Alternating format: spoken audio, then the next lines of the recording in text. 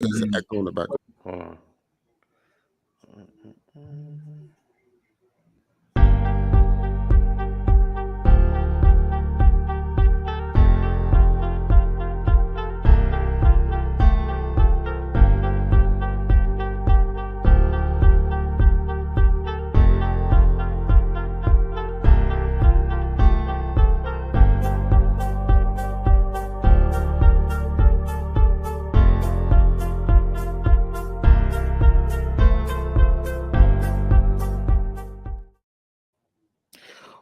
Welcome. We are at episode number the big 50. This is episode 50 of the Soup Hoops podcast, and the whole gang is here. We're back.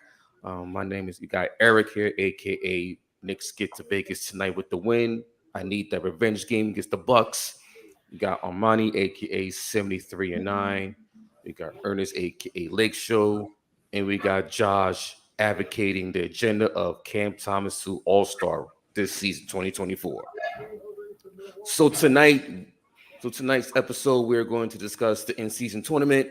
We got two more quarterfinal games tonight. We got Knicks Bucks, Lakers Suns.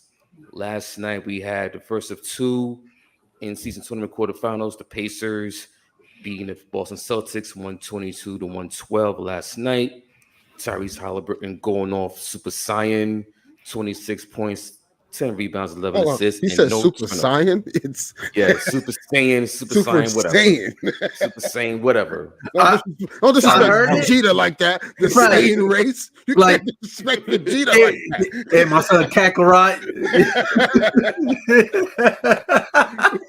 And my son Kakarot. So what? I heard that. I'm like, sidebar. The funniest thing about that whole Vegeta Kakarot thing is when during the Frieza saga, when Frieza off him away. It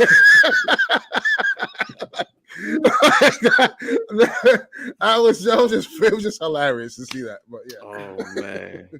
So the Pacers, they advanced to the semifinals in Vegas for Thursday's game. The second game, we had the Pelicans and the Sacramento Kings. Pelicans winning on the road last night, even though he had a subpar game from Zion Williamson, 10 points. Brandon Ingram, strong 30 points.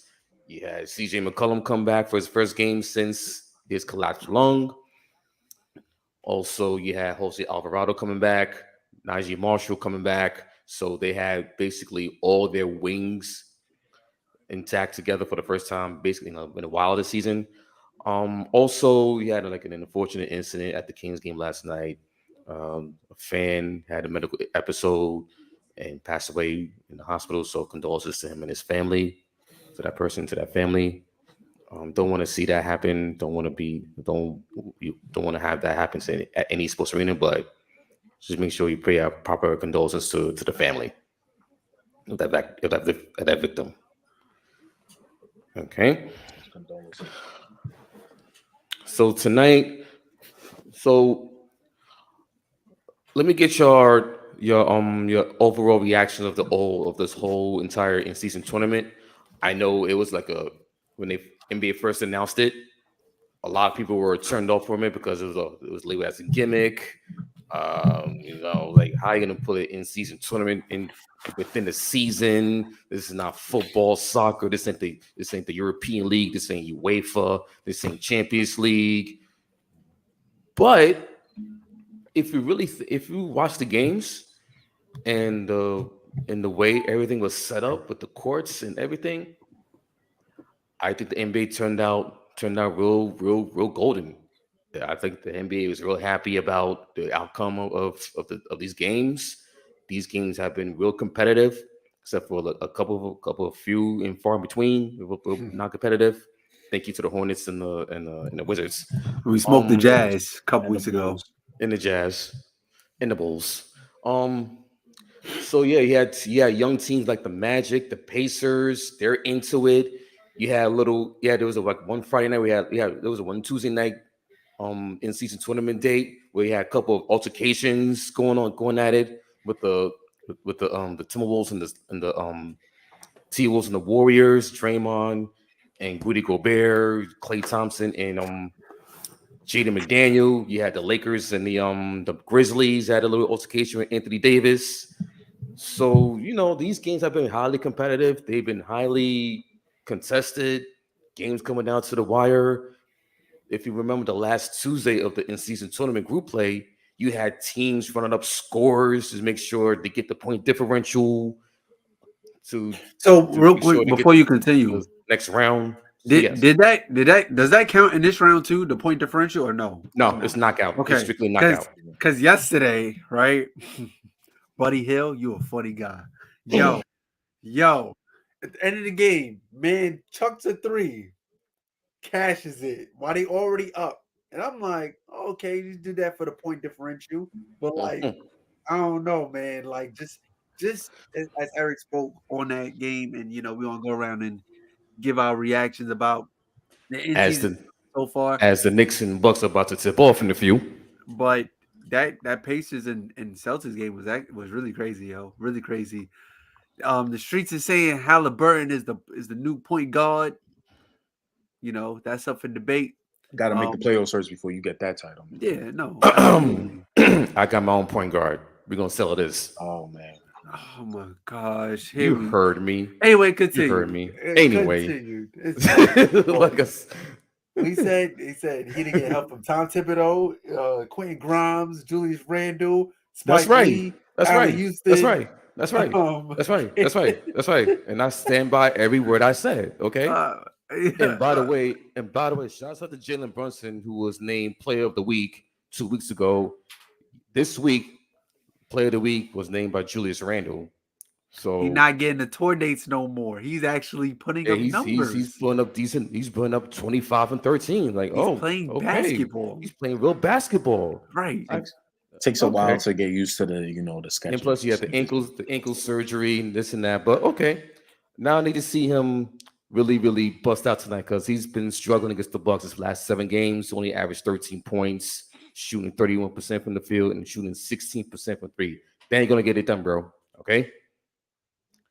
So first shot from Lopez, no good. No score, going up. RJ Barrett to Julius Randle, and off to Brunson, and it's a turnover. Nope, actually no turnover. It was deflected.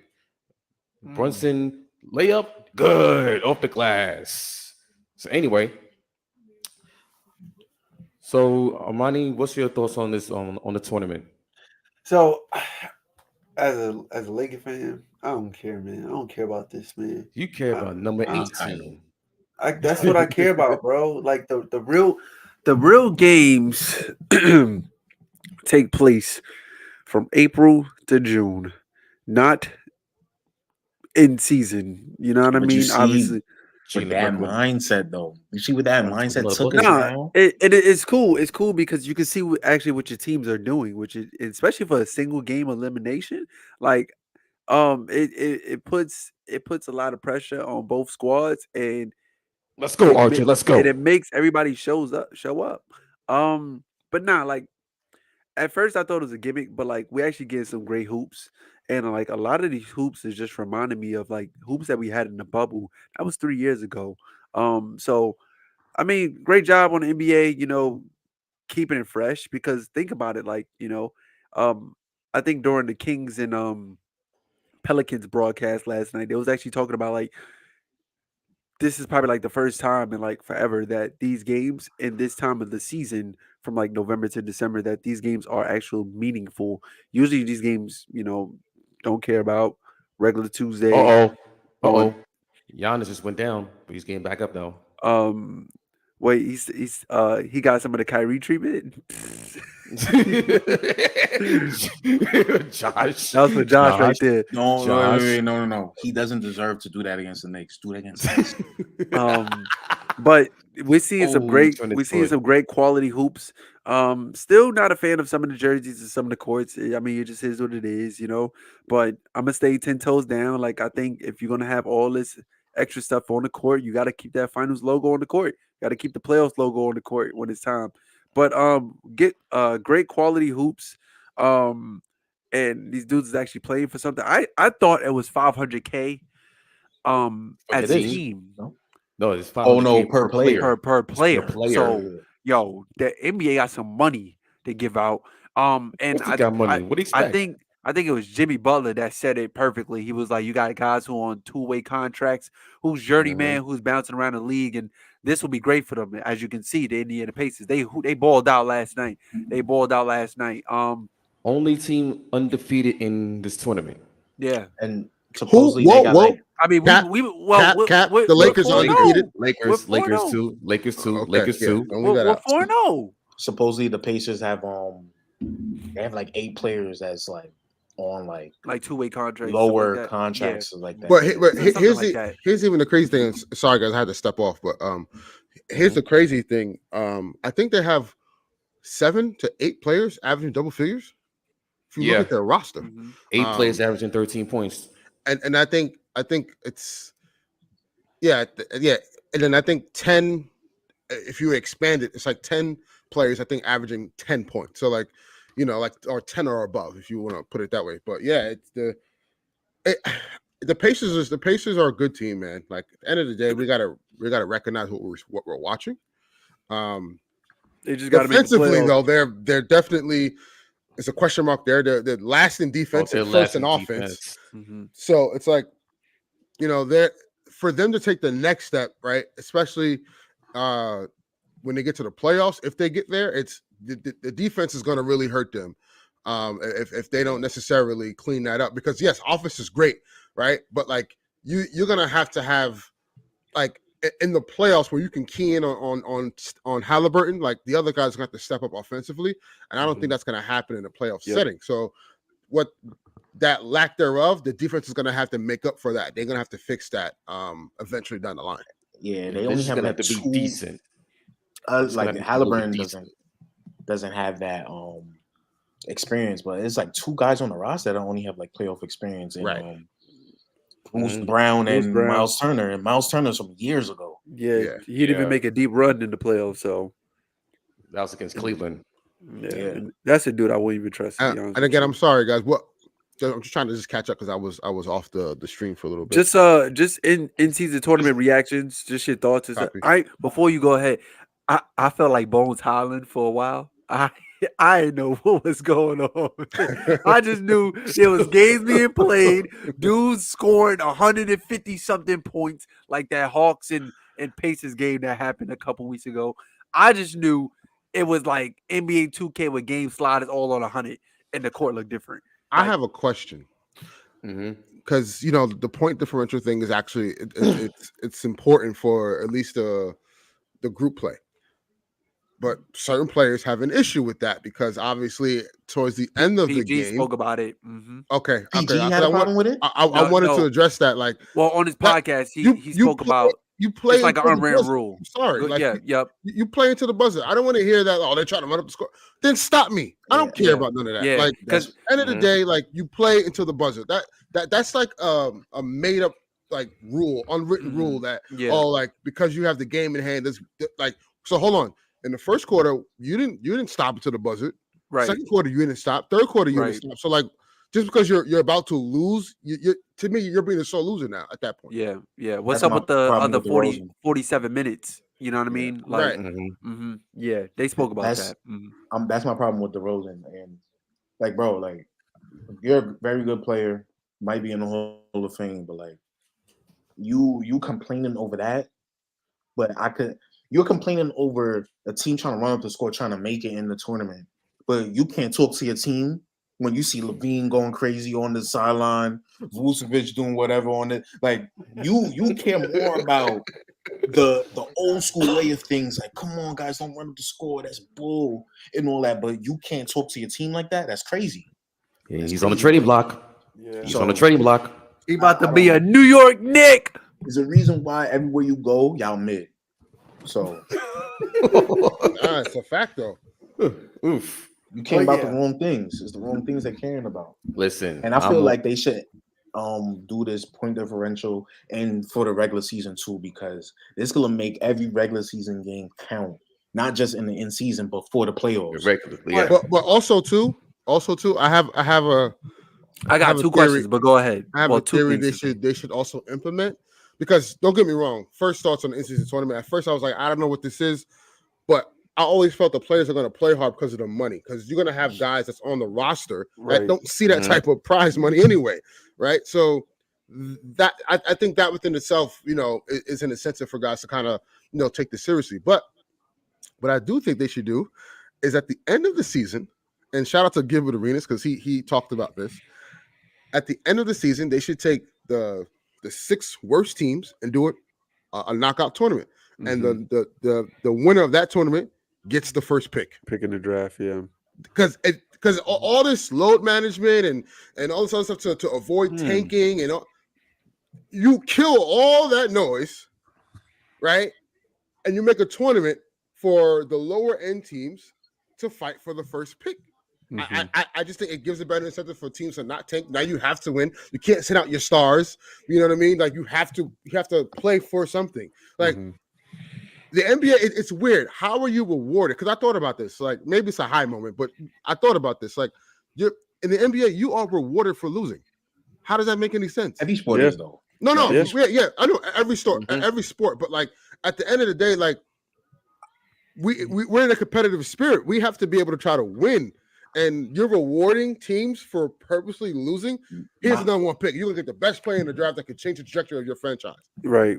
My only thing against that is I will feel like I'm thinking from an honest perspective. Like when you got a team, like say if the Pelicans, you see how loaded that team is. You got Zion, Ingram, Herb Jones, Trey Murphy, CJ McCollum, Val, and all that on your team. And say if one of those guys is injured or 2 of those guys are injured and they come back, they could dominate that tournament. And now you're gonna help these guys benefit. Like why as a playoff team, I'm gonna help a team that should have been in the playoffs already, but just because of bad luck injuries, they could dominate this and get a better player. I'm not signing up for that. I think, and I was talking about this earlier actually with one of my boys, and he suggested like, that's a good point. Yo, the bottom four teams should have a tournament out for the number 1 pick. And I'm like, that's kind of, I like that better because at least the bottom 4 teams, they're just like the Wizards. Yeah. If you want to tweak it, that's fine. Like I'm cool with that too. You take the 2 worst West teams and the 2 worst East teams. Y'all go at it. The winner of that tournament gets the number 1 pick. Cool. Because can you imagine? You could still be like say if it was the Nets a couple years ago, or the Warriors when they had to play in the play-in, like, nah, let's just tank and get in this lottery tournament and we're gonna dog them and get that number 1 pick. Nah, bro. That's OD. And then imagine a team. Well, yeah, there has to be penalties and certain like asterisks as to like what qualifies you to be a part of that tournament. You know what I'm saying? Can you imagine the teams would have did that last year for Wemby? Every team was like, yo, we're not a high seed anyway. Let's play. Right. We hooping. Like, the year the Lakers didn't make the playoffs, right? When we had Russ. Who was the number 1 pick that draft? This was 2022, right? Right. That was Chet.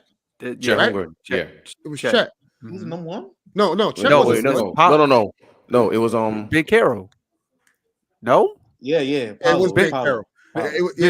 Big Carroll. Yeah. Wait, let me check. Was it Big Carroll? I think it was Big Carroll. It was Big Carroll. Yeah. It was Paolo and Jabari Smith, and then imagine the 2022 draft, right? Yeah. Let me check.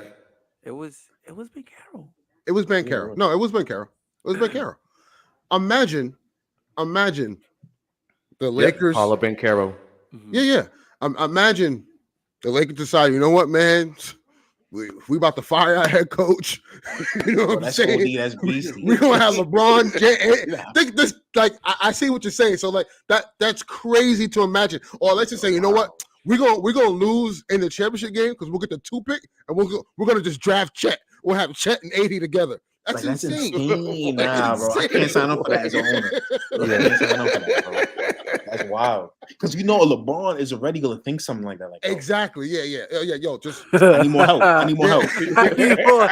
Bro, nah.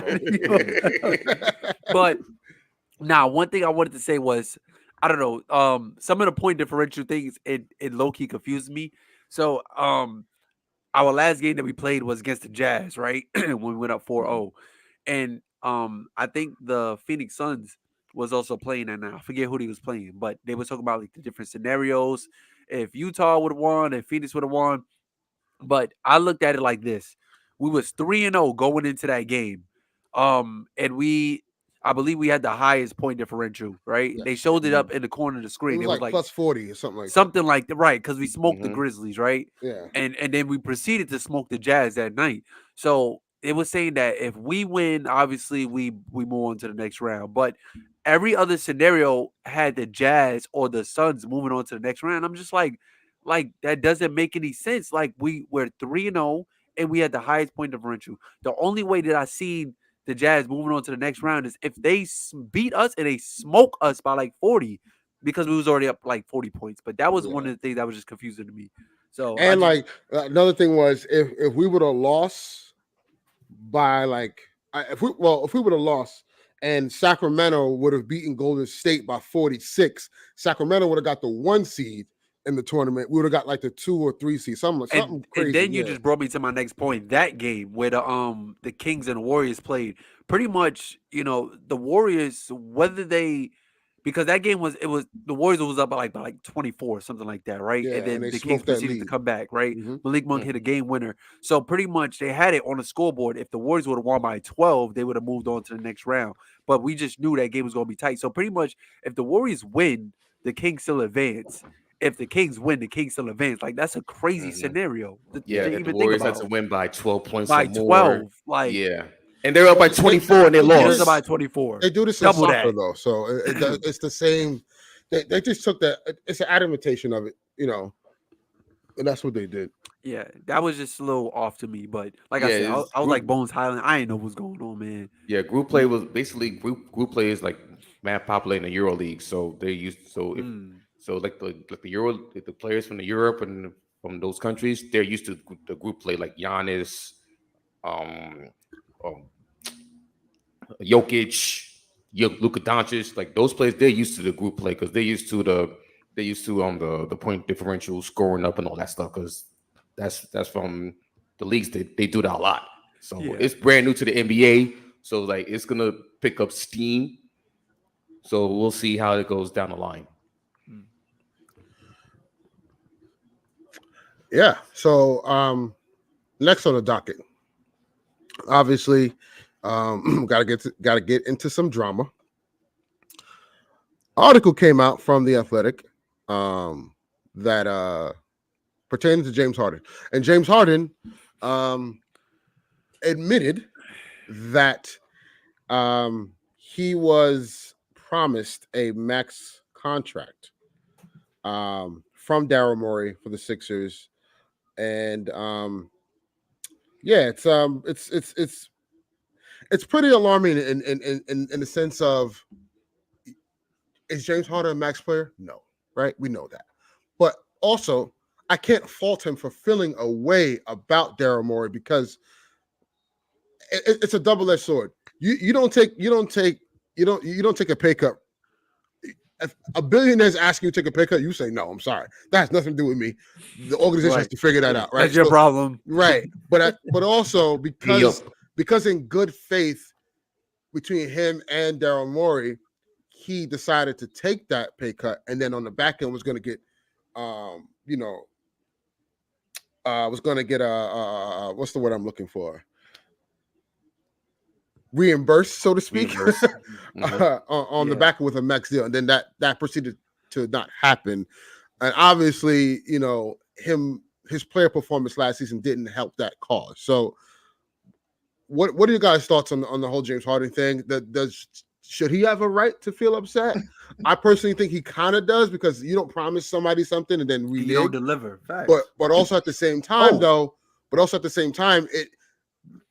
your contract is performance based, and he has to also come to the realization that that max dollars doesn't equate to his play on the court. So it's tricky. It's very tricky. But what are your guys' thoughts on that? Go ahead, Josh. I feel like you got something to say. I find it very extremely interesting that these so-called stars that were in Brooklyn are expressing their ways of Oh, you're not honoring what you told me. I find it extremely fascinating. Interesting. Very interesting. Right. Listen, I'm hearing it from Harden. I'm hearing it from Kyrie, especially those two. It's just, oh man, I think it's disrespectful that y'all not offering me the stuff that y'all say you're offering me. Meanwhile, Brooklyn, Joe Tsai was offering these guys $200 million. They just don't want to sign it. They wanted to get more money, greed. They talk about greed in the Bible, but let's talk about it another time. But damn. I find it very interesting that he's talking about, stuff not being the stuff that's promised to him and it's not being delivered. So, it's a right message, but the wrong message. I'm gonna just say that because Harden, you're a slob. You're lazy. You hang out with rappers. You just want to go to strip clubs. You want to be in Vegas on your off days. You want everything to be about you, the me show. It's just, I don't know what. Guys, I've been saying this since last summer, man. I told you about Harden and Kyrie, and they just show themselves every day, every single day. So you deserve it, Harden. This is karma. Is this working? Is the mic on? This is karma. Meanwhile, ladies and gentlemen, Josh is still scarred from. No. I'm not scarred. I'm not scarred. I'm just loving the karma that these guys are receiving, because you already know in a couple months you go hear Kyrie's story. I can't wait. Right. It's like, what's crazy? The Dallas Mavericks has been doing such a great job. And it seems like, like as we always say on the show, winning heals everything, right? As it does, right? And just you would think we was on an 18-game winning streak. We didn't lose all month, and Kyrie acts out. Just like it's been real quiet in Texas. It's been real quiet in Dallas. It really has. It's been real quiet. So we just waiting for Kyrie to start shaking things up again. You know what I mean? Like, listen. Mark Cuban couldn't handle. This is not. I'm sorry. I didn't mean to jump. I'm sorry. I'm just so passionate about this. Mark Cuban couldn't handle being the owner with Kyrie in the building for a couple months. He had to sell. Oh, come on, man. Come on. Back to Harden, though. We're not gonna make this about Haley.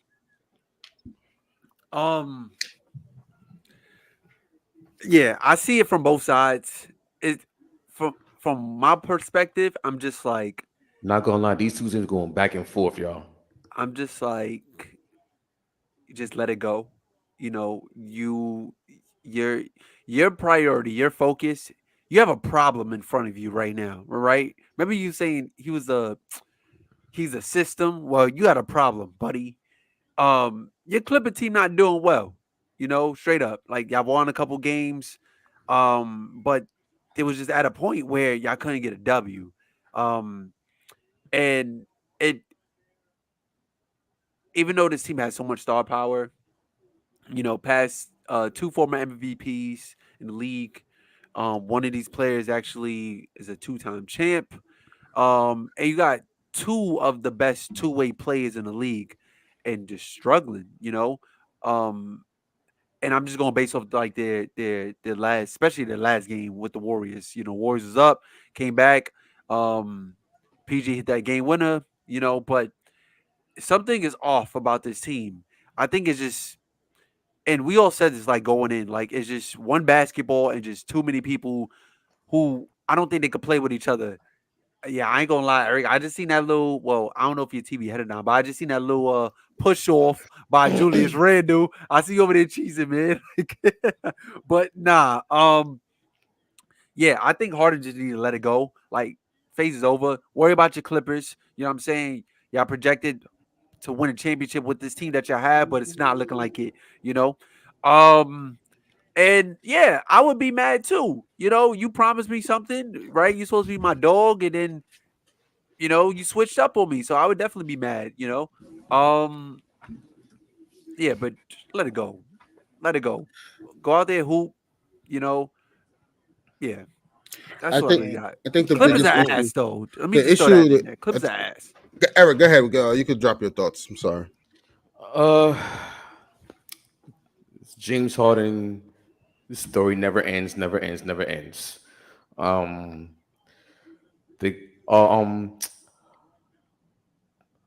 PJ Tucker said something real interesting earlier today. He said, there's only one ball that goes around that can go around, meaning that you got Kawhi, Paul George, Russ, and James Harden. Sooner or later, they're gonna have to consolidate. I hope PJ Tucker didn't say that as in thinking he was getting the basketball, but he said that. He said that. He said that. So yeah, something has to happen with this Clipper team. So I mean, it's typical James Harden, but I don't fault him for feeling like that. If he told one thing and then he was gonna get something and you didn't get, and then you didn't receive in the back end because stuff happened between you and Daryl Morey. So, but listen, he ain't my problem. He ain't your problem. It's the Clippers' problem. So they got to deal with that. And speaking of the Clippers, man, I mean, what a wonderful thing to see. You know, it's a beautiful thing that's going on in Clipper land. I love it personally, for me. But a move has to be made, man. Now, what you think? They're not going to trade James Harden. They just got him, so they're not going to do that. It's Russ. They're not going to trade Russ because he's the cheaper of all four of them. He's on the minimum, right? Are you Kawhi Leonard's a free agent? Like 4.8, I think he's getting. Kawhi Leonard's a free for agent. his value. Like he overplays his value right now. So like I don't think the Clippers are going to trade him. Yeah. Now you're looking at two guys. Aside from obviously, because all four of them will be free agents this offseason, but like you're looking at two guys who's been here for 5 years and has yet to deliver. You're going into a new stadium, so I get it next season. But you're a second neighbor team. You cap strap. You don't have any picks. Like there's nothing else you can do. The only avenue to get better is to trade one of those four guys. Will it happen? I don't personally think so, but I do think they should consider it. Who is it? And I think they should consider trading Paul George because Paul George will give you the most assets back in return. And honestly, all four of them. PG has been the most consistent this entire season. He has. And like definitely more reliable. And that's crazy to say. Yeah. I think they have to look at Kawhi or Paul George and look to move one of those guys. And I just think Paul George is the odd man out. Hey, Clippers need draft picks. The Knicks would be the ideal spot to trade him to. Or the Kings. I like that. Or the Kings, yes. I like the Kings. Because the Knicks needed 3. No, they needed 2. They needed 2. And the Kings just need a second scoring option. Yeah. PG to me, and you can't tell at all. It's just him being 34. I don't know how you evaluate that if you're trying to bring him on. Like, I'm about to trade for him. I'm about to give him a contract. Wait, he's 34. Yeah, he'll be 35 next year. Like, that's what? the thing. Yeah. And he was on an extension. So, and it's like, yo, I'm not trying to give you 4 years. I'm not trying to pay you till you're 38. Like, no offense, PG. Like, you're still playing good, but you're not. You know, LeBron, Curry, and KD. I see what they doing. You're not gonna do that. I know that, but you're not gonna be like bad. But it's just like I don't know how to evaluate that value I should give for you. Yeah, and give that's you fair. a contract is that very fair. That's fair. Mm-hmm. But that's why you have to kind of put him on a team where there's a clear number one, and then on top of that, there's other talent surrounding that team that could weather that storm. You know, and I think the Kings are a perfect landing spot for him as well. I think DeMar DeRozan should go to Sacramento as well. I think Sacramento is missing that one of those guys, because clearly Harrison Barnes. I don't know. Those days are way behind him. No, facts. But DeRozan, like, was he even here? Yeah, I don't think he even arrived. Right. My bad, Harrison, but damn. No. He picks and chooses when he wants to play. He picks and chooses when he wants to hit threes. Yeah, that Laker game, I'm not gonna lie, he was going crazy on y'all. Yeah, exactly. Because he got a vendetta against Bron. Yeah, exactly. He picked to choose. He hit a 3 last night at the beginning of the game and finished the game with 4 points. LeBron is the reason. See, it's crazy. LeBron gets blamed for everything. He blames LeBron for getting traded. When that's your fault. Like when the Warriors are like, yo, we need somebody else. And they called KD, they say, yo, Harrison, you gotta go, brother. What Jared Allen said, the lights is too bright. Yeah, that's exactly what it was for Harrison Barnes. Yeah. But I think I don't know about like, you know, and then I don't know about DeRozan being, I don't know, man. Like I don't see him because here's why I say DeRozan with Sacramento, because the what he provides for them when the game slows down, Sacramento definitely struggles. Okay, figure. And DeMar DeRozan, they need that mid range. Yeah, he thrives in that, and also now it keeps defense honest.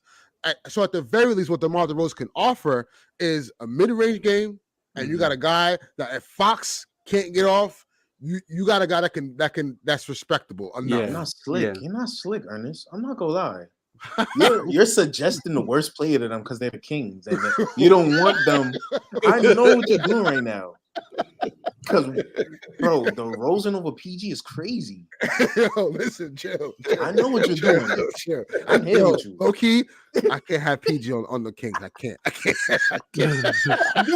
I'm like, why are you saying the Rosen so much? What's going on here? We already struggle against them now. Nah, I can't. Oh man, I can't go down, son. I can't go down. It's going to be like 140. Yo, Adam Silver put the veto in. I can't go down, son. That's a fact. Man. And so obviously we went over the Clippers struggles. There's another Western Conference team that everyone donned to be a contender this year, and that seems far from the truth. And that is the Golden State Warriors. Wait, before you continue, we all seen this coming. We all seen it coming. Oh yeah, look bad, man. They're making me look bad. They're making you look bad. People in my group chat, right? Like I said that the Warriors. Here's why I picked them. I picked them to win over 50 games in freaking FanDuel. Yeah, you're bugging. Yeah, you're bugging for that. And they're trying to tell me, that you could trade Klay Thompson for RJ Barrett. Get out of here. Stop. I should do it. I should though. Nah, bro. You're RJ Barrett for a broken down 34-year-old Klay Thompson who had 2 leg surgeries and shooting 30% from the field. I'm not doing it. No. Did I hear that correctly? You said picks? Yeah, like picks. Who giving up picks for Klay Thompson? I'm not doing that. You'll be surprised that the Knicks will do something like that. Nah, not for that. Listen. Listen, they make I'm sorry, Klay, but I'm going. You'll be lucky. You'll be lucky to get Torian Prince for Klay Thompson. Man said the 6'6" Casanat. But no, it's funny because like during the beginning of the year, I said that Yeah, Angel. Yeah. I mean, what do you mean Angel, trash? What do you mean trash talking? We're not talking trash. This is the reality of the team. Right, exactly. Like, what are we talking about here? Listen. Okay, we get it. You guys beat a 7th seed and an 8th seed to win the chip. Here we go. I understand. I get it. I get it. I understand, Angel. It's okay. You guys have the best player in the world. Are you happy now? Now, onto the subject. Don't listen to them, Angel. During my group chat, like I literally said that I said the Warriors gonna be fighting to get in the play, and everyone looked at me like I was a hater. Like, oh yeah, I'm like, no, like they're fighting to get in the play. They're not better than last season. They got worse. On the same page. Oh, okay, cool. All right, no, so we good, Angel. My bad. I kind of take it back. I kind of take it back, because you did beat the 7th and 8th seed to win the chip. Anyway, but 2 8 seeds. Wait, 2 8 seeds to win the chip. But let's not forget that. But I said this when they traded Jordan Poole, I'm like, I get it. They traded Jordan Poole, and Draymond got some nerve talking about, the locker room feels a lot more better now. Like, dude, you caused that issue last season. Like, stop. Right. But what they traded for, like, you didn't get back the 20-point production that you missed out on. So it's like, and I was telling Cass, like, as bad as Jordan Poole looks now, right? He looks this bad now because he's supposed to be the guy, and it's easy to scheme for him. It's harder to scheme when he's playing with Steph Curry and Klay Thompson. Mm-hmm. Mm-hmm. And I said Jordan Poole covered up a lot of Klay's flaws last season. Mm-hmm. A lot of people didn't want to hear that stuff. Yep. Mm-hmm. But I'm like, he did. And he was the second best offensive player that they had last year. Mm-hmm. They didn't replace that production. They replaced that with Chris Paul, who is now hurt. They are going to be fighting for a play-in spot this season. That's just what it is. Mm-hmm. And I don't see no way out of this situation right now, because personally, I think they're committed to those 4 guys. Mm-hmm. Go to those 3 guys. Yeah, way too long. Way too long. Yeah, it's like they didn't cash in when they had the chance. You know, Draymond is quickly regressing. Like, mind all the off-court stuff, but just like his production is just not there anymore. You know, Klay is just declining, and Curry can't do it all by himself. You know, so like when we did our offseason breakdown, even though like I had my thoughts about the Warriors, you always got to think in the back of your mind, like the Warriors always have something up their sleeve, but this time they guessed wrong. Nothing's going to happen with Chris Paul. I guess they seen it as having another playmaker on the floor, but then they didn't fix the issues that they had last season, and that's their depth, and that is the height, right? They don't have that. After Kevon Looney, like after he sits down, who do you have? Dario Saric? Like, excuse me? Like, I mean, cool. But like, I think what it is, like, people need to understand, come to the realization that the Warriors are just not that team no more. You know, like, and don't they say like you get better with shooting as you get older and stuff like that? Like, clearly not, because Clay's not hitting. You know, Curry's gas. Chris Paul's injured at the moment. Draymond is not that guy. Kuminga is not playing out who they want him to be. So like they're just tied up. Moody is actually coming. Facts. Yeah. Especially in that game against the Kings, like he definitely showed up. And then they took him out the game and put him in for Klay. That's why I hit y'all up in the chat. I'm like, yo, if y'all Steve Kerr, how are y'all doing that adjustment? Because Moody clearly has the high hand. Klay's out here bricking, you know, but I mean, it seems like the past couple of games, Klay seemed to found his win, but he's not lethal Klay. He doesn't like put fear in other team's heart. But I just think the Warriors ran its course, is over, and they put themselves in a situation where they're stuck. I don't see how they get out of this situation. On top of that, Andrew Wiggins has not played well all season. That's another caveat that two-way Wiggs. That's gotta be fixed. There was reports about them. They not happy about his conditioning. And stuff. Yeah, his work ethic. His work ethic. Mm-hmm. Yeah. And my thing with the Warriors is like they are what they are right now is because of they messed up the royal opportunity, the golden opportunity they had. They had 3 lottery picks, and I know we harped on this before on shows like that, but if you don't whiff on 3 lottery picks, I'm not gonna say whiff.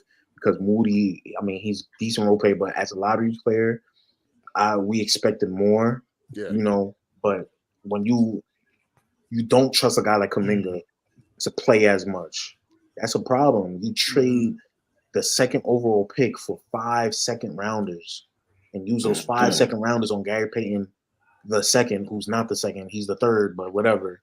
It's like, yo, bro. But then on top of that, you had him on the squad. You let him walk for nothing to trade him for assets like that. Yeah. That doesn't make any sense whatsoever. Bad asset management, but that's also, you did it to yourself, because they was talking all that stuff when they was winning with light years, and in reality, y'all not light years because y'all couldn't even find out who to draft, who to keep on your team, how to asset manage your team, and it's all done. It's all done. You traded Poole for Chris Paul when you could have got OG. Yeah, facts. Mm-hmm. Facts. And the crazy thing is, all of this would have changed if they just drafted LaMelo. Mm-hmm. Yep. Not even, and that and And I think you drafted Kuminga before Franz Wagner. Like, and I think when you needed a big. And I think they just needed right there, bro. They needed to invest more time in the Wiseman. And now I know his style of play does not fit their style of play, but that's something you could mold. You know what I mean? Also, even Obi Toppin was available. They could have picked him. Well, Wiseman hasn't been playing in Detroit though. So like at some point we gotta look at the player. Like at some point. Because he's getting DMPs in Detroit. And it's like but Jalen Duren is like, you know what I'm saying? Like you got these guys that are playing above him, and it's like at some point you gotta look in the mirror. Yeah, true. As a basketball fan, and Detroit is ash right now. Yeah. No win November, right? No, we'll get to that with Monty. Monty. But now let him off easy with the Warriors and the Wiseman pick. That's the other thing. Bro, in college, I know he only played 2 games. It was a weird COVID year. I guess that's a little excuse for you, but still, you're professionals. You get paid to do what you have to do. Yeah. You don't draft a rim runner in the top 5. Everybody knows that. If you have a rim runner, don't draft him. You can find a rim runner anyway in the draft, anywhere else. You can find it in the league. Like, come on, Mitchell Robinson was a 2nd round pick. Claxton, 2nd round pick. These are rim runners. Yeah. Yep. Yeah. All NBA defense. Let's go. Yeah, you talking about Clax, right? No, I'm talking about both. I'm talking about both. All right. I'll give Claxton some love. All right. How about that? Second or third team? Man, not this Burrow love, man. Yo, this doesn't happen a lot. This doesn't happen.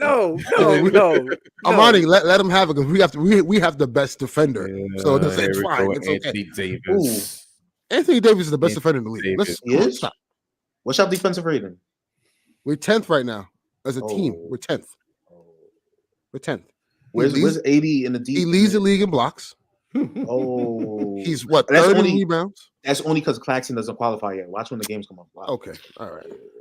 He didn't. All right. All I know is my center has more offensive rebounds than several teams in the league. So yeah, the Lakers are one of them. That's not the Lakers are one of them. That's offense. It's not defense. Sorry. We lead the league in rebounds. Can we talk about that real quick? Yo, the Nets lead the league in rebounding. I am flabbergasted.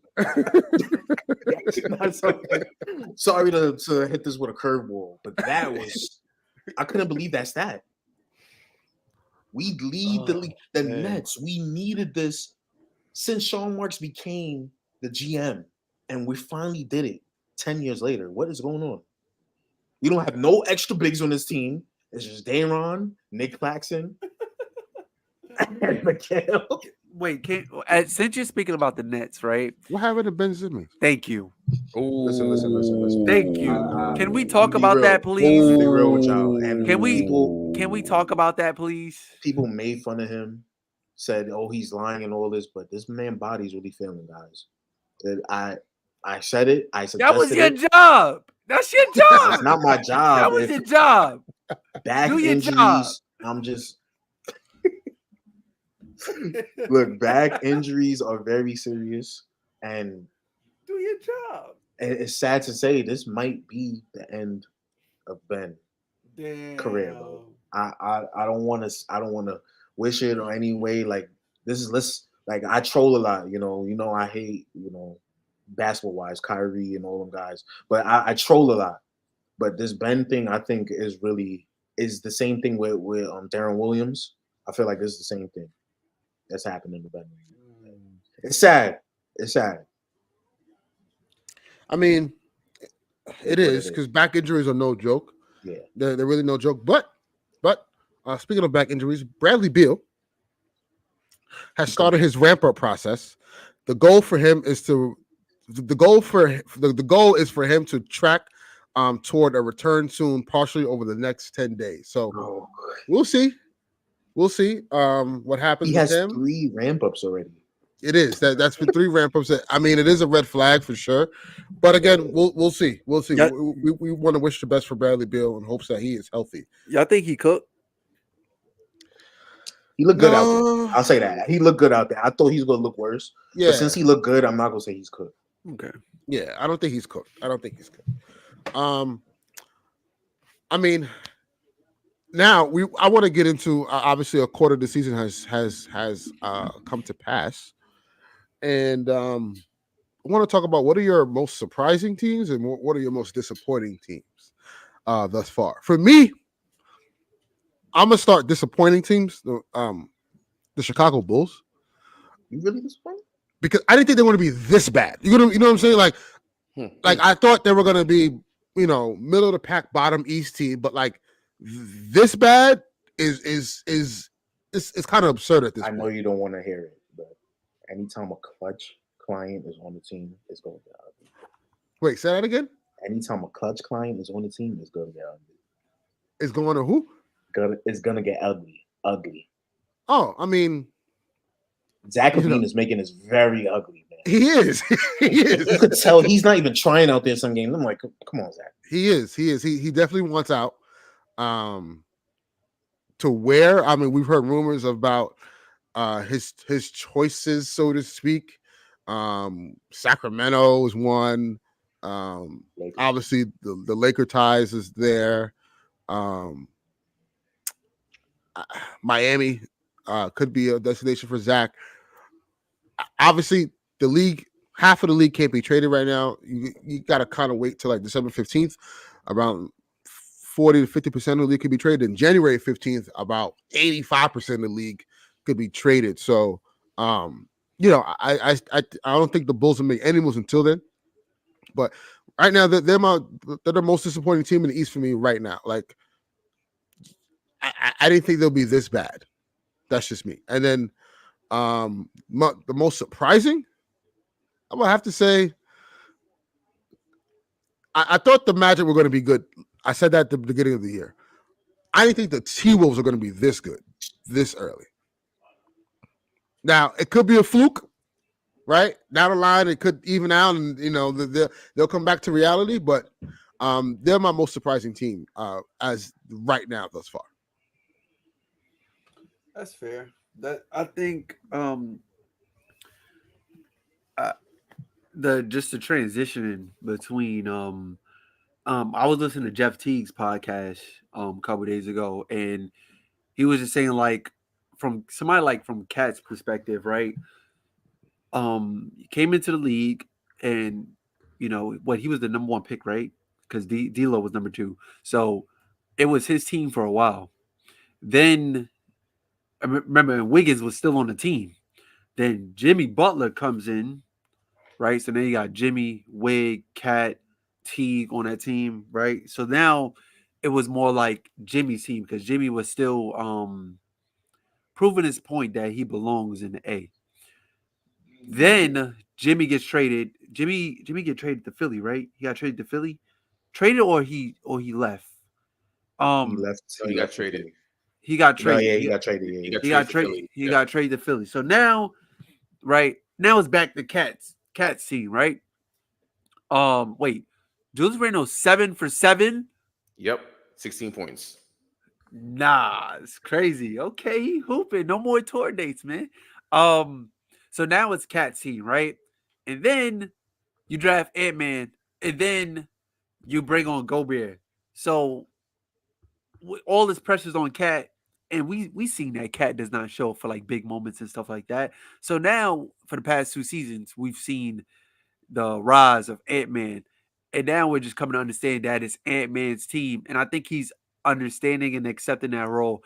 That's why I believe the Minnesota Timberwolves is succeeding right now.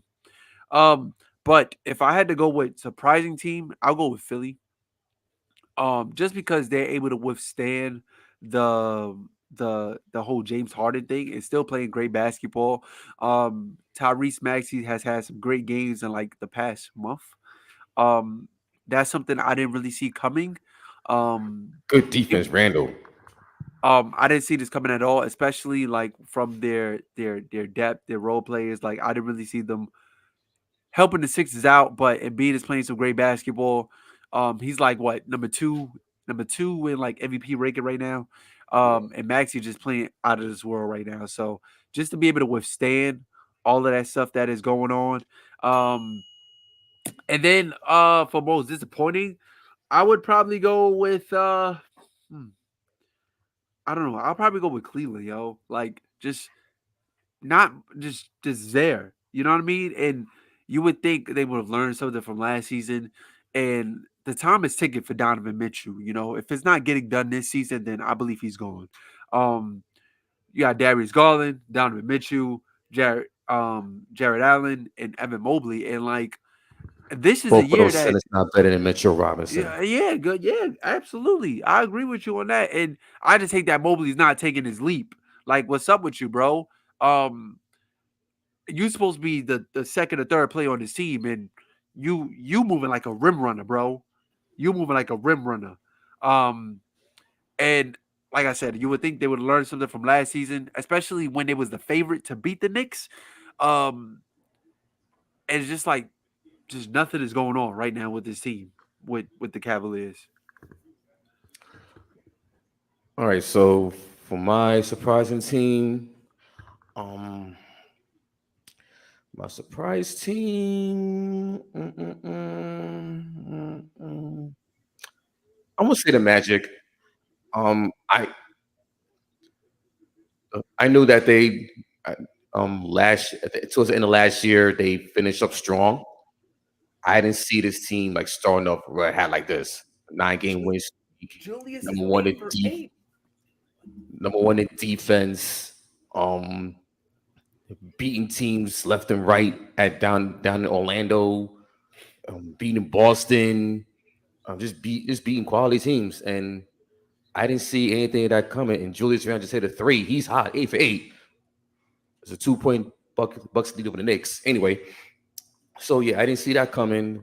14-6 start. I still see him as a play-in, but they can if they can keep this streak going, they're gonna fight for a top 6 spot. So you're gonna have a lot more teams contending for a top 6 spot. So let's see how I want to see how they fare come January and February. You know, the dog days of the season. You know, All-Star break, and then if they're in it, March, because that's when teams start ramping it up for the run to the playoffs. I want to see how they respond to that pressure of getting into the playoffs, winning meaningful games in March, in April, and then see how the young guys mature and play in that environment. Because right now they're playing well. They're playing really well. They lost their last game against the Nets, ironically, who had the 9-game win streak. It was the last team they lost to, the Nets, before their 9-game win streak. So I'm interested to see how this Magic team evolves throughout the season, especially towards the middle of the season and also going towards in March. My disappointing team. My disappointing team.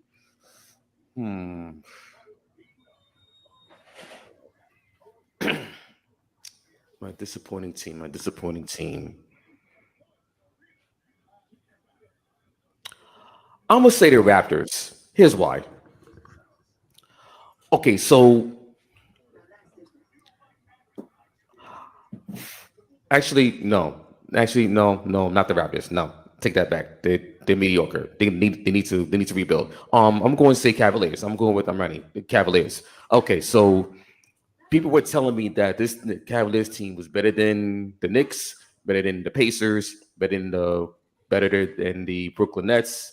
They said they was the fourth best team. They were the fourth best team in the Eastern Conference behind the 76ers, Celtics, Bucks, and the Miami Heat. The usual suspects, as everyone in the national media like to pony up. Okay, so Cavaliers with the two main big men with Jared Allen and Evan Mobley, who are on the top 100 list in the Ringers top NBA list of players.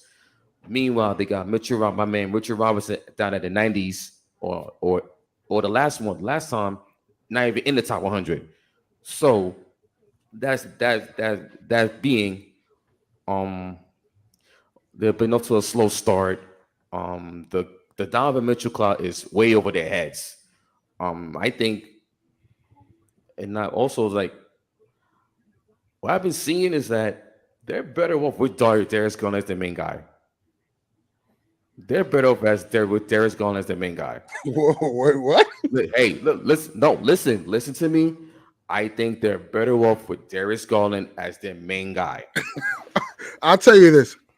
You take Donovan Mitchell off and don't replace him, and you have Darius Garland as their number one, they're not winning more than 20 games. That is a fact. But this is why they're my disappointing team, because knowing that if Donovan Mitchell's the dark cloud, they have to find someone ASAP to replace his production, and just to help out at least those three guys, because Max Strus, okay, he's been okay at best. Georges Niang, when's the last time I seen him play? So it's like, okay, Strays is crazy. Listen, they deserve every last trade. The city's garbage. Okay, they haven't won a playoff. They never won a playoff series without LeBron since 1993. Like, come on, at some point, y'all got to get it together ASAP.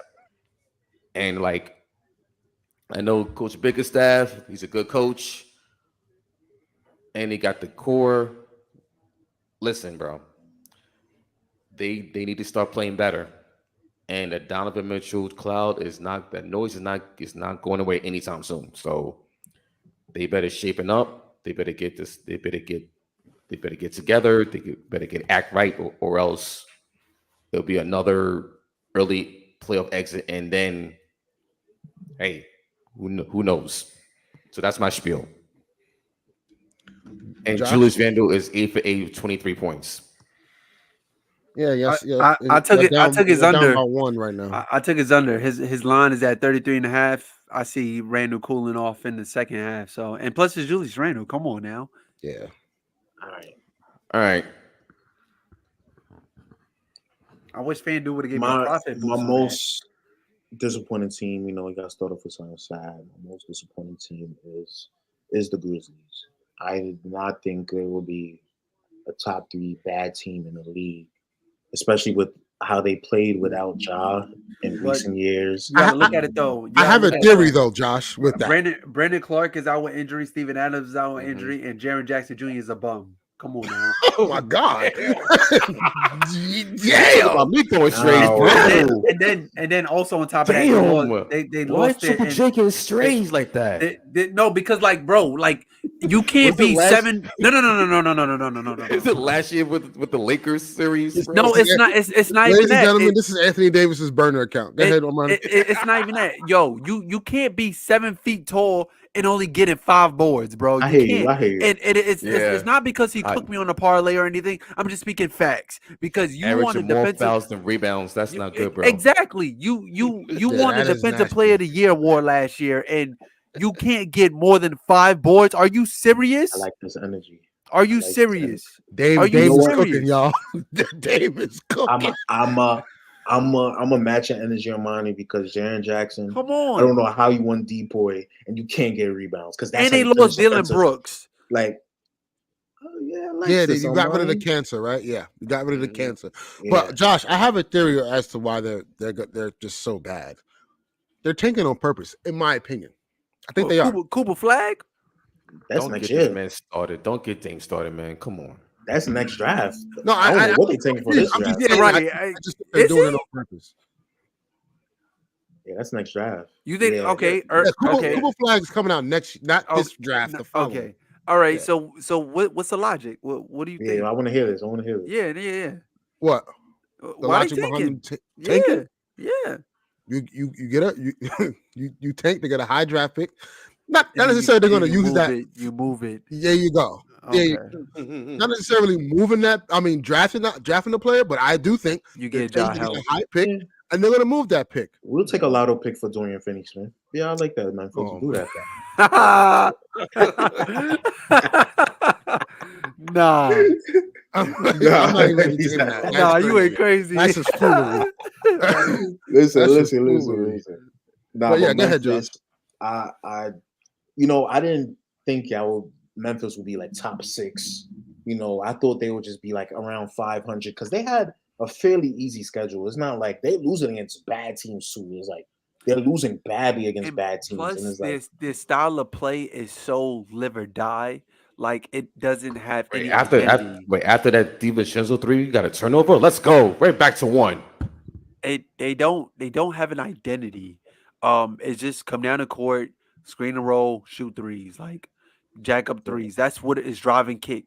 And with a team like that, and then on top of that, right, with somebody like Jaren Jackson Jr., I know he's very, and I quote, defensive oriented, right? Him and Baines should be the focal of your offense. And if you can't give that brother the ball in the post and do and put 1 to 2 moves together, then what are you doing? You don't have no game, y'all. You don't have no identity. You don't have no identity. So them being bad is not a surprise to me. Now, you're right, Josh. I didn't know it was going to be this bad. I didn't know that. But you got to look at it. Like, Brandon Clark is out with Achilles. Steven Adams had leg surgery or knee surgery. Mhm. Ja Morant is coming back in 2 weeks, right? Yeah. Yeah. Ooh, and that's gonna be pieces. Boom, That boom, game's boom, against boom, the boom, boom, boom, boom, boom. Hey man, hey, Ja gonna put on a show. Yeah, but yeah.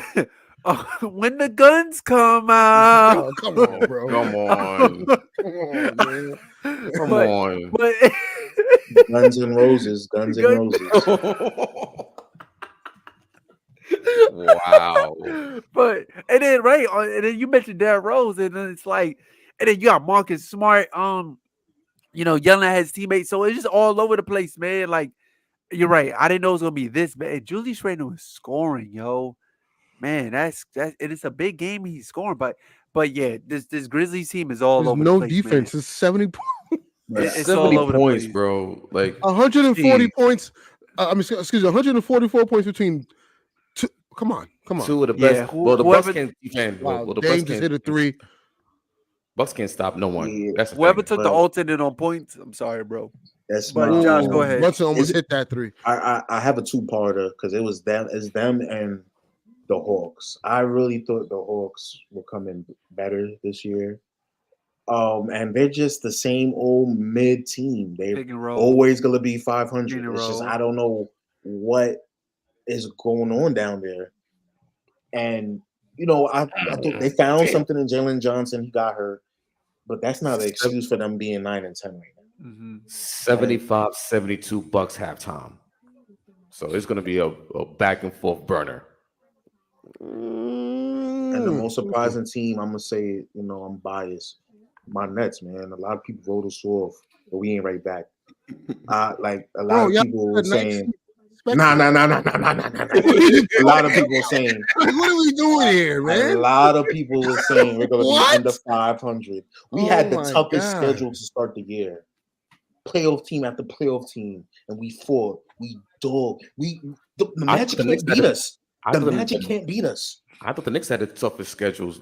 The Lakers also had one of the toughest schedules. What are you talking about? We have a top 3 tough schedule of the year. Have you seen this month's schedule for the Knicks? Golly. This month. What about last month?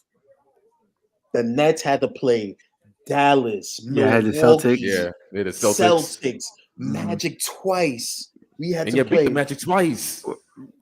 And we smoked them by 25 each game.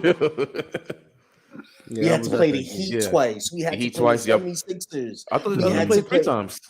I thought it was 3 times you played the Heat. Like, bro, that schedule is crazy in itself. It's like, yeah, we had like 4 back-to-backs. Did y'all have the Clippers too? Yeah, the Clippers. We had the Clippers. Yeah, like, the Clippers are ass, bro. Man. Yeah, it's like, yeah. So, but they're gonna turn up against those Lakers when they play. That's one thing they will do. All right, so right now, the Brooklyn Nets have the 22nd toughest remaining schedule in the league right now. Yeah, but to start it, what about to start it? The New York Knicks have the 8th toughest schedule. The Lakers have the 14th toughest schedule left. They always try to like 14th is not bad. Actually, I'm concerned. Who has the toughest schedule? Who's number 1? Detroit. And then it is Detroit. It is Detroit. Yeah. Detroit has the toughest remaining schedule left in the. Can we talk about Detroit while we're on the matter? Can we talk about Detroit while we're on the matter? Detroit, Monty. Oh boy. Hold on, before you get to that, I'm just gonna go through the top 10 toughest remaining schedules. Yeah, nah. You got Detroit number 1, Portland number 2, Ooh, Utah gonna be crazy. Utah number 3, Clippers number 4, Memphis number 5, Wizards number 6, Phoenix number 7, Knicks number 8, Spurs number 9, and then Charlotte coming at number 10. So basically, the worst teams got the toughest schedule. Right. For the remainder of the season. What are we doing? He's just keeping them down. Go crazy. He's keeping them down. Adam Silver knew what he was doing when he was creating the schedule, keeping the bottom feeders down, man. Monty, most of those top picks in those small market teams, huh? Yeah. Monty, you can't escape. It's halftime. You have our undivided attention. Now, for the month of December alone, Memphis has the toughest remaining schedule for the month. Oh my God, it's over. OKC number 2, Lakers number 3, Houston number 4. Interesting. And then number 5. No, I'm sorry. Actually, my bad. That's for the West. I'm sorry. The West, it's Memphis, OKC, LA, Houston, Minnesota, Clippers. For the East toughest for the month of December, the Knicks at number 1. I know it. Washington, Charlotte, Detroit, Cleveland, Orlando. Wait, so we get the toughest schedule, and then it's old bottom feeders. No, but here's the thing. I think y'all toughest schedule is because y'all in the tournament. I think it's on the tournament too. Like they had the tournament in the factor. Because if y'all win, y'all have to play the Bucks. Y'all played whatever the winner, the Pacers, and then after that you got to play the winner of the West. Yeah, and then we go on a road trip after after they come home from after this week. Monday they had the home against the Raptors. Then they go out west. Jazz, Clippers, Lakers, Suns. But I think and then also they play the Bucks, and then on top of that, they play the Bucks 3 times this month. Tonight, the 23rd, and Christmas Day. And they play the Magic. No, and they play the Thunder. Y'all play the Bucks on the 23rd and Christmas Day? Yes. No escaping. Jeez. But Armani, think of this. The Lakers, we played the Suns and the Kings 5 times this year. Yeah. Because of the tournament. Damn, son. The Kings. But go ahead on your Detroit soliloquy. And I gave Detroit a shout out because they was fun to watch early in the year. But they haven't won a game since. Since we talked about them being fun to watch. No win November. Straight.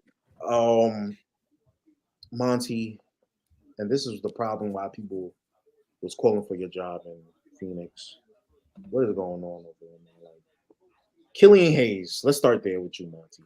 Why is he even starting lineup? Why you're in love with Killian Hayes when Jaden Ivey, top 5 pick last year, outperformed him last year, and he benched him and didn't tell him why.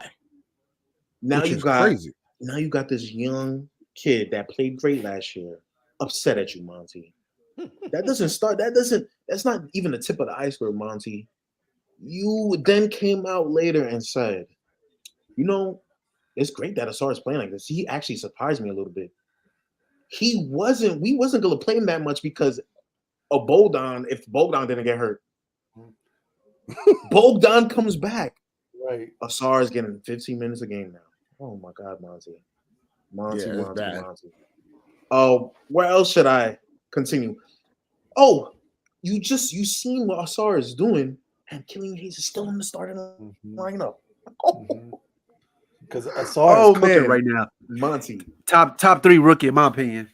Monty. Might even be 2, to be honest.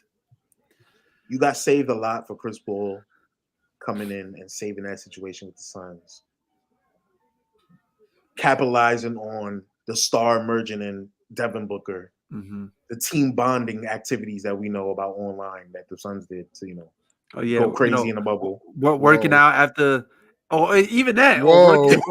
Whoa. The team bonding that they had to do to, go crazy. I mean, that's why I'm not even gonna say what I was gonna. I was crossing the line. I was about to cross the line. But salute to Aiden, man. You know, happily married, right? Dominating. He was dominating something. But I'm gonna just Monty. They gave you the richest contract as a dominating. Yeah, we can hear you. The richest contract. Because my camera's like acting funny. Dominating. They gave you the richest contract as a coach. They did, and now he set the market because now all the other coaches are like, hold on, hold up, I'm better than this guy. Exactly. right. I'm better than him. Exactly. More money. And it's like it's nothing like Detroit. I'm not saying they should be a good team with a good record, but they have too much talent, too much young talent, right? For you to go winless in a month. Forget a week. That could happen a month. Yo, so you know what's crazy? Somebody retweeted it. During one of his runs with the Suns, they had a month where they won. They didn't lose in November. So I just think it came back full circle that they had a no-loss November and now a no-win November. At some point, I made this, and I talk about this a lot with Laker fans. Like at some point, like, yeah, we can blame the coach all we want, but once you get in between them lines, the coach don't hold no authority with what's going on, man. On the court, exactly. To a certain degree. So like that Suns not losing a game, I'm sorry. Look at the talent you had on the floor. Right. Like your coaching skills comes in when you have a team like Detroit that needs guidance and needs to understand how to play the game. Yep. Like that is no excuse. Mm-hmm. As an NBA coach, you cannot go winless in a whole month. Yeah. At some point, the players get the blame. Yeah, they get some culpability with that. But at the end of the day, when you have a young team like that who kind of don't know what's, direction they're going in, you got to make sure communication is on point. You got to make sure expectation is on point. Like now, Jaden Ivey could be like, yo, I was just playing well last season. What did I do wrong? And now he's questioning himself as an NBA player. And you got to look at what was there last year to what's here this year. Right. And speaking on that. And it's better talent this year. Yep. And the Pistons are actually on pace to having like one of the worst seasons of all time. Like, because I think percentage-wise, the Bobcats has one of the worst seasons in NBA history. They won like 10% of their games, some weird stat like that. The Detroit Pistons is currently on pace to having one of the worst seasons in NBA history, which is crazy. Yeah, that's not 2 wins and it's December. Come on, man. 2-17. I don't think the Nets, when they won 12 games in the season, started off this bad. This is horrible. What's the record? 2-19. The Pistons. Yeah, it's either 2-19 or 2-18. And how you lose 17 straight?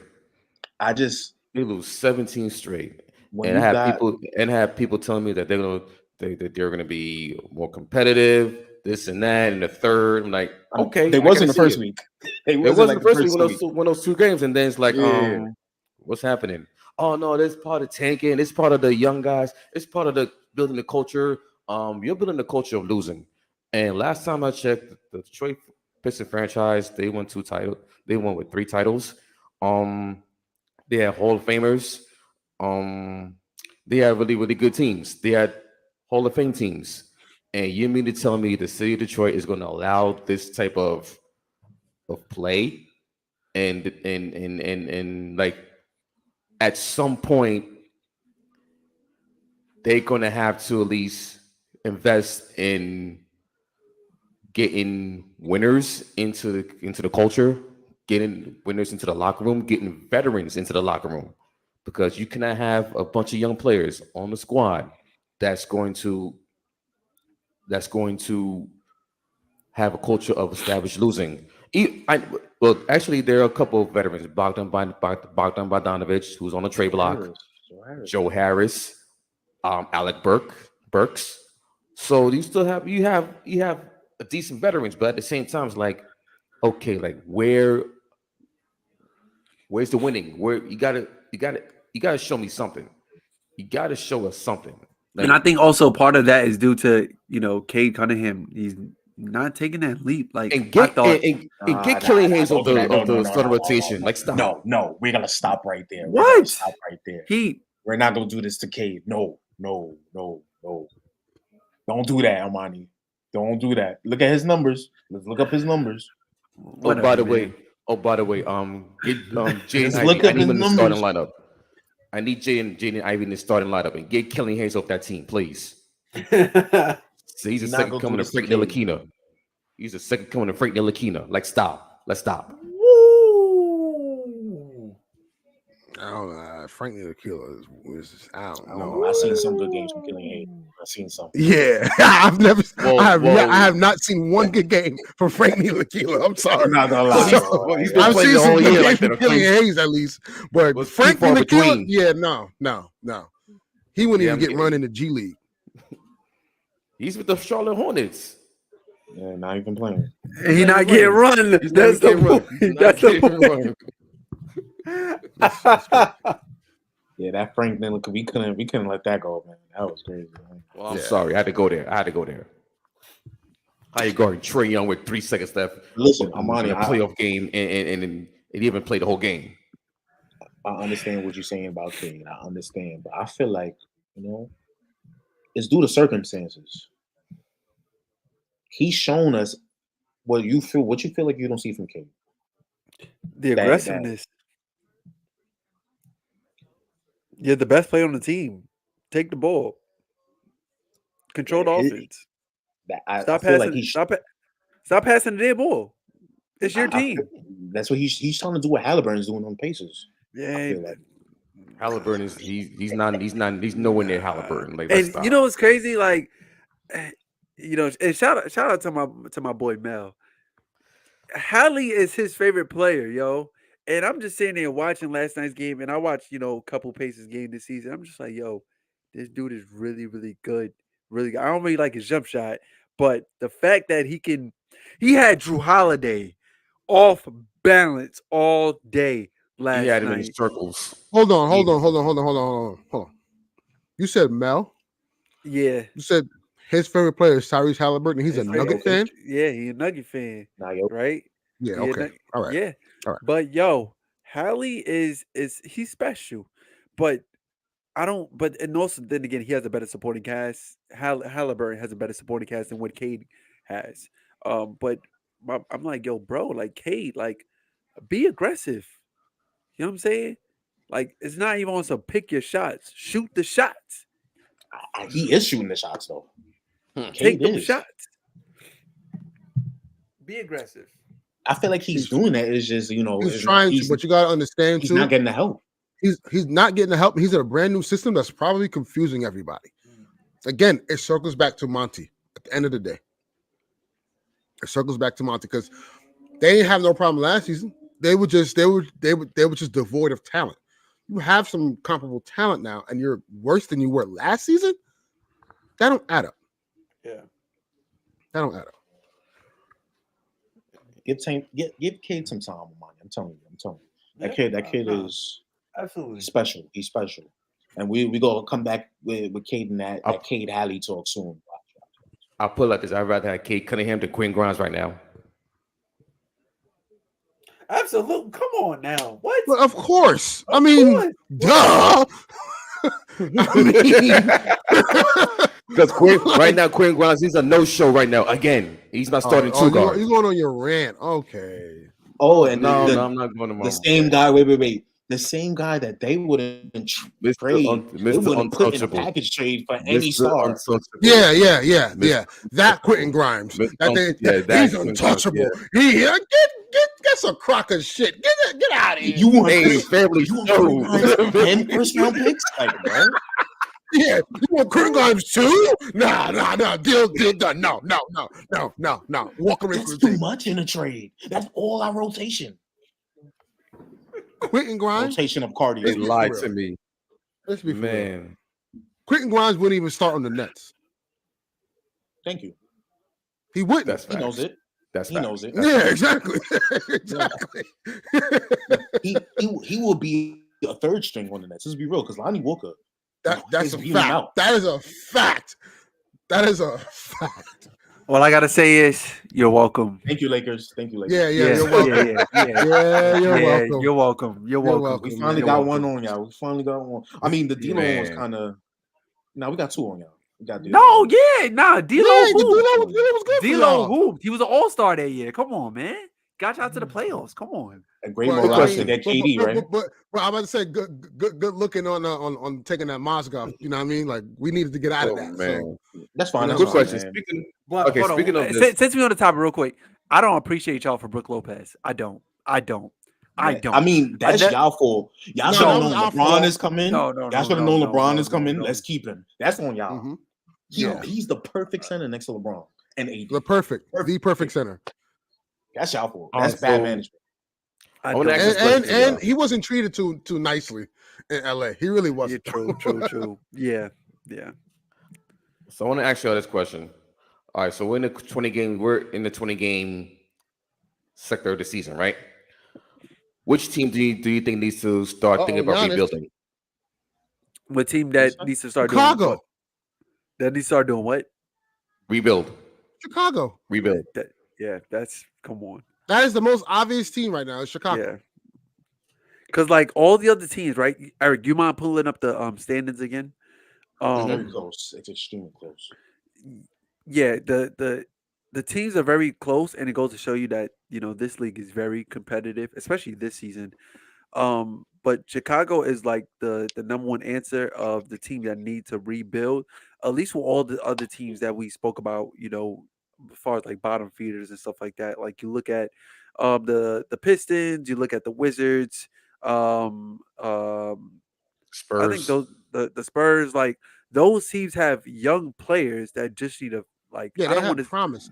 The Bulls are in no man's land. Yeah. You're stuck with a max guy. Yeah. Right, making over $42 million a year. He's about to make 50 in a few years. And he's on his second year of that deal. Yep. You have another guy, an aging star, right, or all-star, who is a free agent that you can lose him for nothing. You have a point guard that's injured, and you don't know if he's going to come back or not. Like, they're just the Bulls. The Bulls need to just tear it all down, and restart, recoup some of the assets you can get back, because they had their pick this year, and I believe next year it gets conveyed to Orlando, if I'm not mistaken, or San Antonio. If I'm not mistaken, I could be wrong. I can fact check me on that. And then also on top of that, their role players are just what happened, Josh? They gave up their pick last draft. And that's how last draft they give up their pick. Yeah. And then their supporting cast is not really that good either. Like Vucevic is not the player that they got when they made that trade, that awkward trade in midseason. And he was an all-star in Orlando. He was all-star in Orlando. He's declining, and plus he doesn't match up well against other centers. Like he's just very offensive driven, doesn't play defense. Kobe White is still in a situation, him and Ayo, where they don't really understand their role on the team. Caruso is like the perimeter defender who needs to be in a better situation. Patrick Williams, I'm sorry, like I if it's a different change of scenery, then okay, but he's not proving. Remember that year when he was injured, it was like, oh well, when Patrick Williams get back, like it's not that. So the clear answer is, and the right answer is, the Chicago Bulls. Every other team that we spoke about has some upside, has some promise, has some young players that it's just unfortunate that they're just not winning games right now, and that's going to happen in NBA, right? All teams is not going to be able to win, but you look at the personnel and the players on that team, you're like, okay, in the next couple of years they'll be all right. Yeah, I think the Bulls are the team that has a clear indication that needs to blow it up. But also, I think Washington's having some buyer's remorse on Jordan. Yeah. It looks horrid, man. Like, but yo, all I'm gonna say is though that we all see this coming, bro. You got Jordan Poole and Kyle Kuzma on the same team. What you expect? Yeah. You got two knuckleheads running the show. Two knuckleheads is your best player. What you thought? Like, come on, man. Come on, man. That's too easy. Like, come on. Yeah. Oh, Milwaukee's pulling away. It sure is. They are pulling away. Guys with a 3, and he missed it. Expected. Damn. Meh. Third quarter of doom as usual. Yeah, that's why I said, like, yeah, the game was close, but I'm like, y'all getting away from what y'all normally do, and that's play defense. And now Giannis is going to the line. He could push the lead to 9.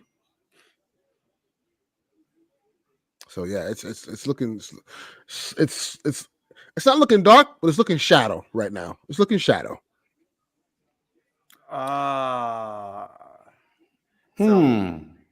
Okay. How do we even tackle this one? Or check your phone. How do we even tackle this one?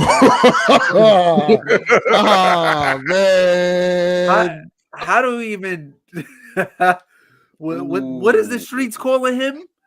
P. Giddy? No, it's R. Giddy. Yeah, I heard P. R. Giddy. Yes, it's R. Giddy. Yes, yeah. How do we even? Josh, where you at, man? Because you need to don't hide, Josh. Right? How you gonna send that in the chat and then not say anything, bro? Like, come back, like. Right. This is your topic, yo. This is wow. RJ Barrett just hit a setback mid-range air ball. Josh, where you at, bro? Because you getting me mad, man. You can't just put this in the chat and walk away. I don't know. I don't know. Okay. Let's wait till Josh gets back before we address that. Yeah. Is Tyrese Halliburton? Is he a top 5 point guard in the league right now? Let's see. You got Dame. You got Luka. Dame, Luka. Are we counting Ja? Ja's a point guard. Yes. No, I mean, yeah, because no, I was saying that because he's not playing right now. That's what I'm saying. Ja.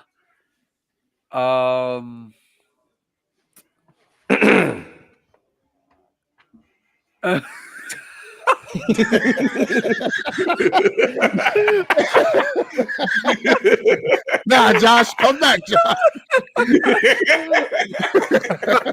Because I know he wants to address this Josh Giddey thing, but he keeps double dutching. Like, nah, yo, Eric, you gotta chill, bro.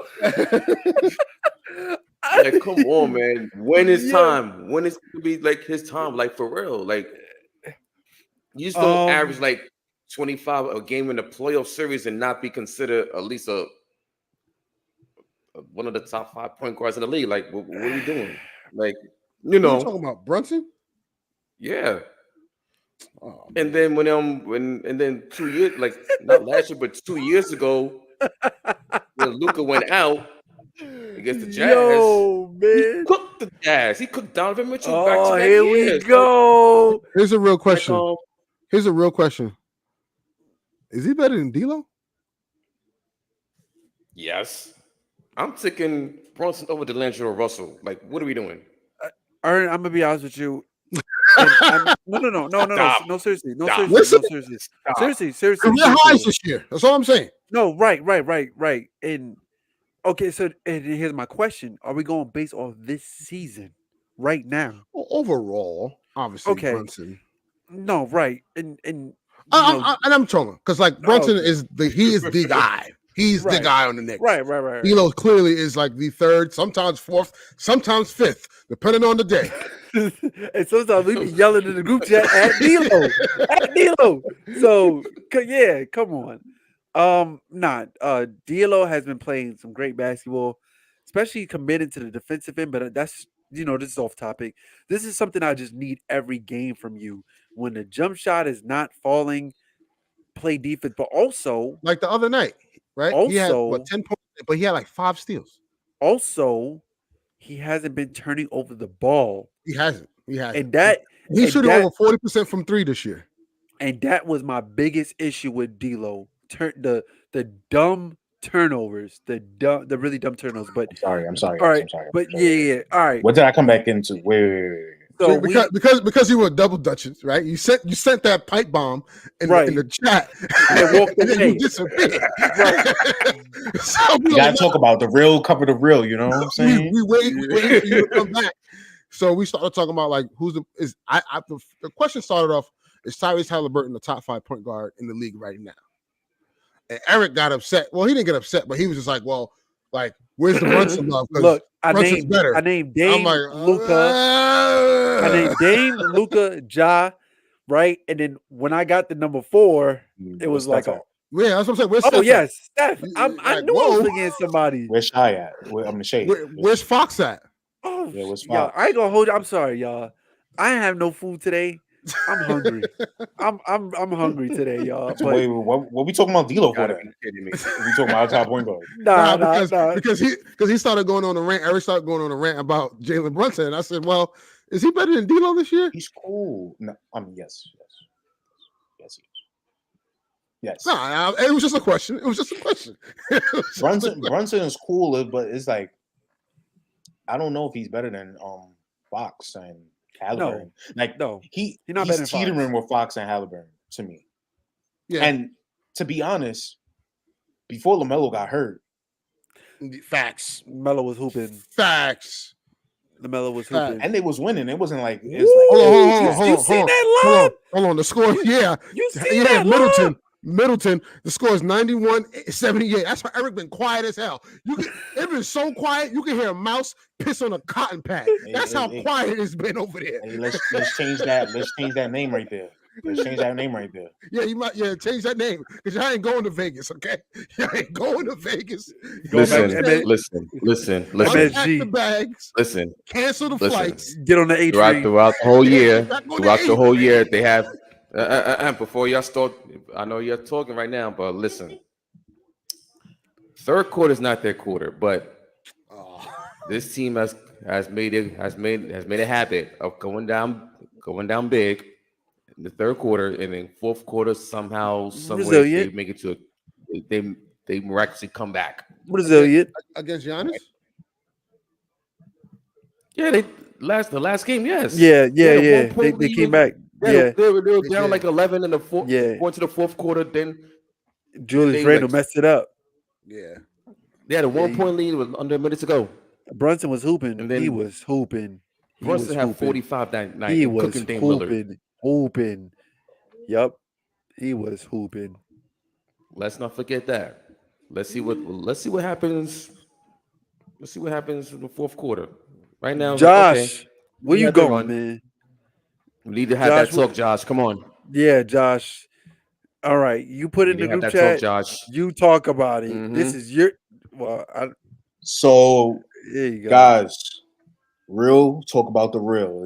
It's been some crazy stuff going on since we been on this hiatus, and I just want you to know. You remember when R. Kelly was singing overseas? Do you want to come to America? Do you want to come to America?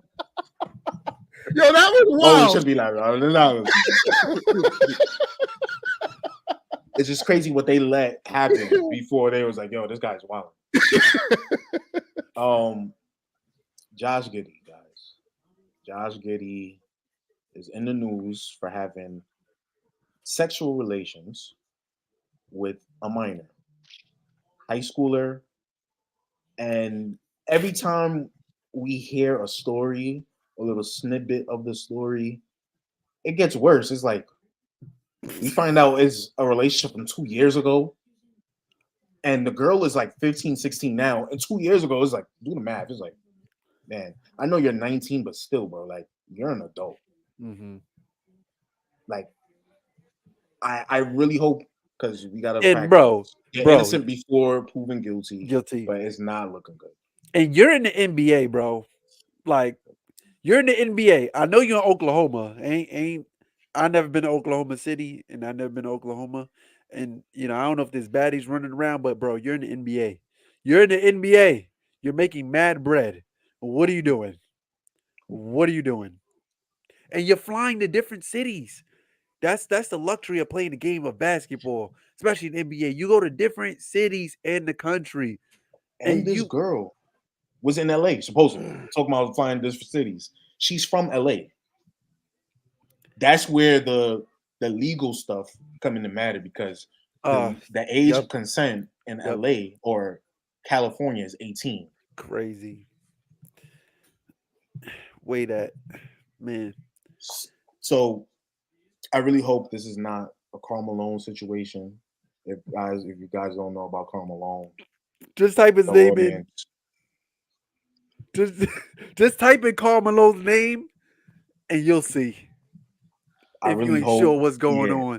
I just really hope because we don't condone of this type of behavior, and I think the NBA, even though there's a lot going on, people saying, "Oh, why is he playing?" and this and that, but at the same time, if you sit him, it makes matters worse. It makes it look like, he actually did it. Yep. So let them finish the investigation, and then we could come to a full, understanding of the situation. But as of right now, it's not looking good. That's all we are updating out. It's not looking well, the NBA is not going to do anything yet because it's still an ongoing investigation. Till they find a conclusion about what happened, timeline, then they'll act on what the the consequences will be of that. But yeah, it's not looking good, man. It ain't looking good. So, and then the other report where the parents of the alleged girl are not cooperating with authorities. Right. What's up with that, man? Someone's fishy about this. Someone's fishy about all of this, though. So, I mean, it hasn't really affected OKC's play on the floor, clearly, right? Or his play, even to that matter. So, we'll see what happens when it comes out of it. It may be nothing, maybe something, it may be a lot. But we'll see. We will see. It's very quiet over there, Eric. Like I said, this is typical third quarter. He went into the fourth quarter. I mean, wait till the fourth quarter. Just wait till the fourth quarter. Once we get off this broadcast, they're down 13. Once we get off this broadcast, next thing you know, they're gonna go on a run. It's gonna happen. So what you're saying? It's gonna happen. I should bet money line for the Knicks. No, don't do it. Don't do it to yourself. Don't do it. I damn sure ain't gonna do that. Nah. But Josh Hart with no boards, crazy. I do have a question. What are y'all honest predictions of? I know we cheated a little bit. What's your honest prediction of what's the final matchup in season 2? Man, this is tough. Because the thing is, right? The biggest wrench is that it's only one game, So that one game, your star player or your role players cannot show up for you, and it can result in a loss. And then you have a team that can just capitalize on that. Like, obviously, last night the Celtics is the better team. Obviously, the Sacramento Kings is the better team, but the Pacers played like literally speaking, money is on the line, And then I thought the Kings would come out and just shoot lights out, which they did. But the Pelicans was able to withstand it with their defense. Like, I even looked at the score. I'm like, damn, the Pelicans is coming back. The next it was up 15. It's crazy how the Kings was up 15 and the Pelicans was up 15. Like, the momentum swing was crazy, and it happened just like that. I got Lakers in the finals. Come on, man. Come on, man. And he was like, nah. Everybody. He threw the bait. That's what I was like. He baiting, yo. Armani was backing. I don't care about this in season tournament. I don't care. I don't care. I do not care. This doesn't do anything for me. So if we lose tonight, you're not going to be upset? No, I'm not going to be. I mean, it counts against the season record, so I'm going to be tight. What? I get it. Right. Come on. It still counts. It's still a regular season game, just with in-season tournament. Think about it like this, Armani. Y'all gonna have more trophies than Boston now. If we get the in-season tournament, I don't care about this damn trophy, man. That, bro. That's not stop that. I don't care about this trophy, man. And honestly, I'll probably say Lakers Bucks.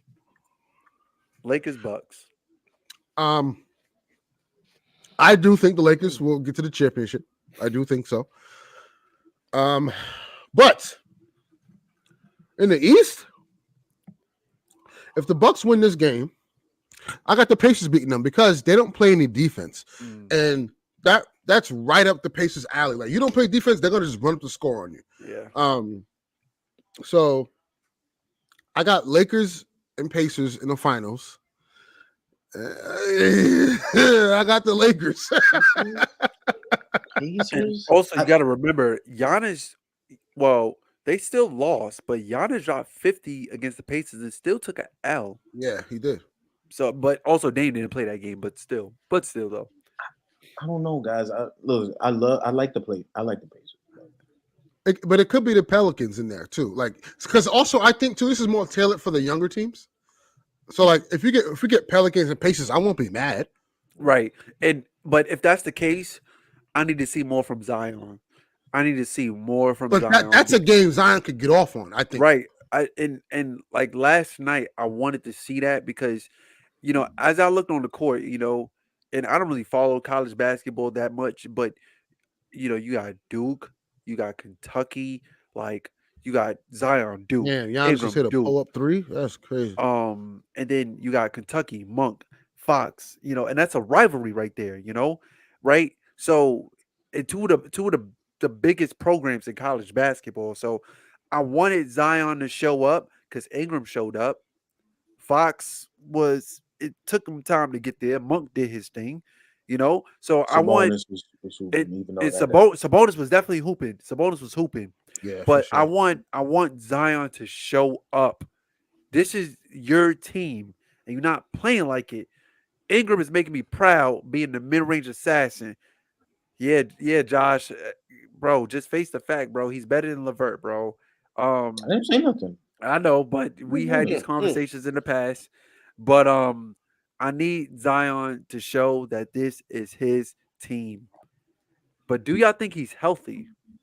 I think he's healthy. He's just not in shape. That's what I meant to say. And that's a major problem. But also remember what he said.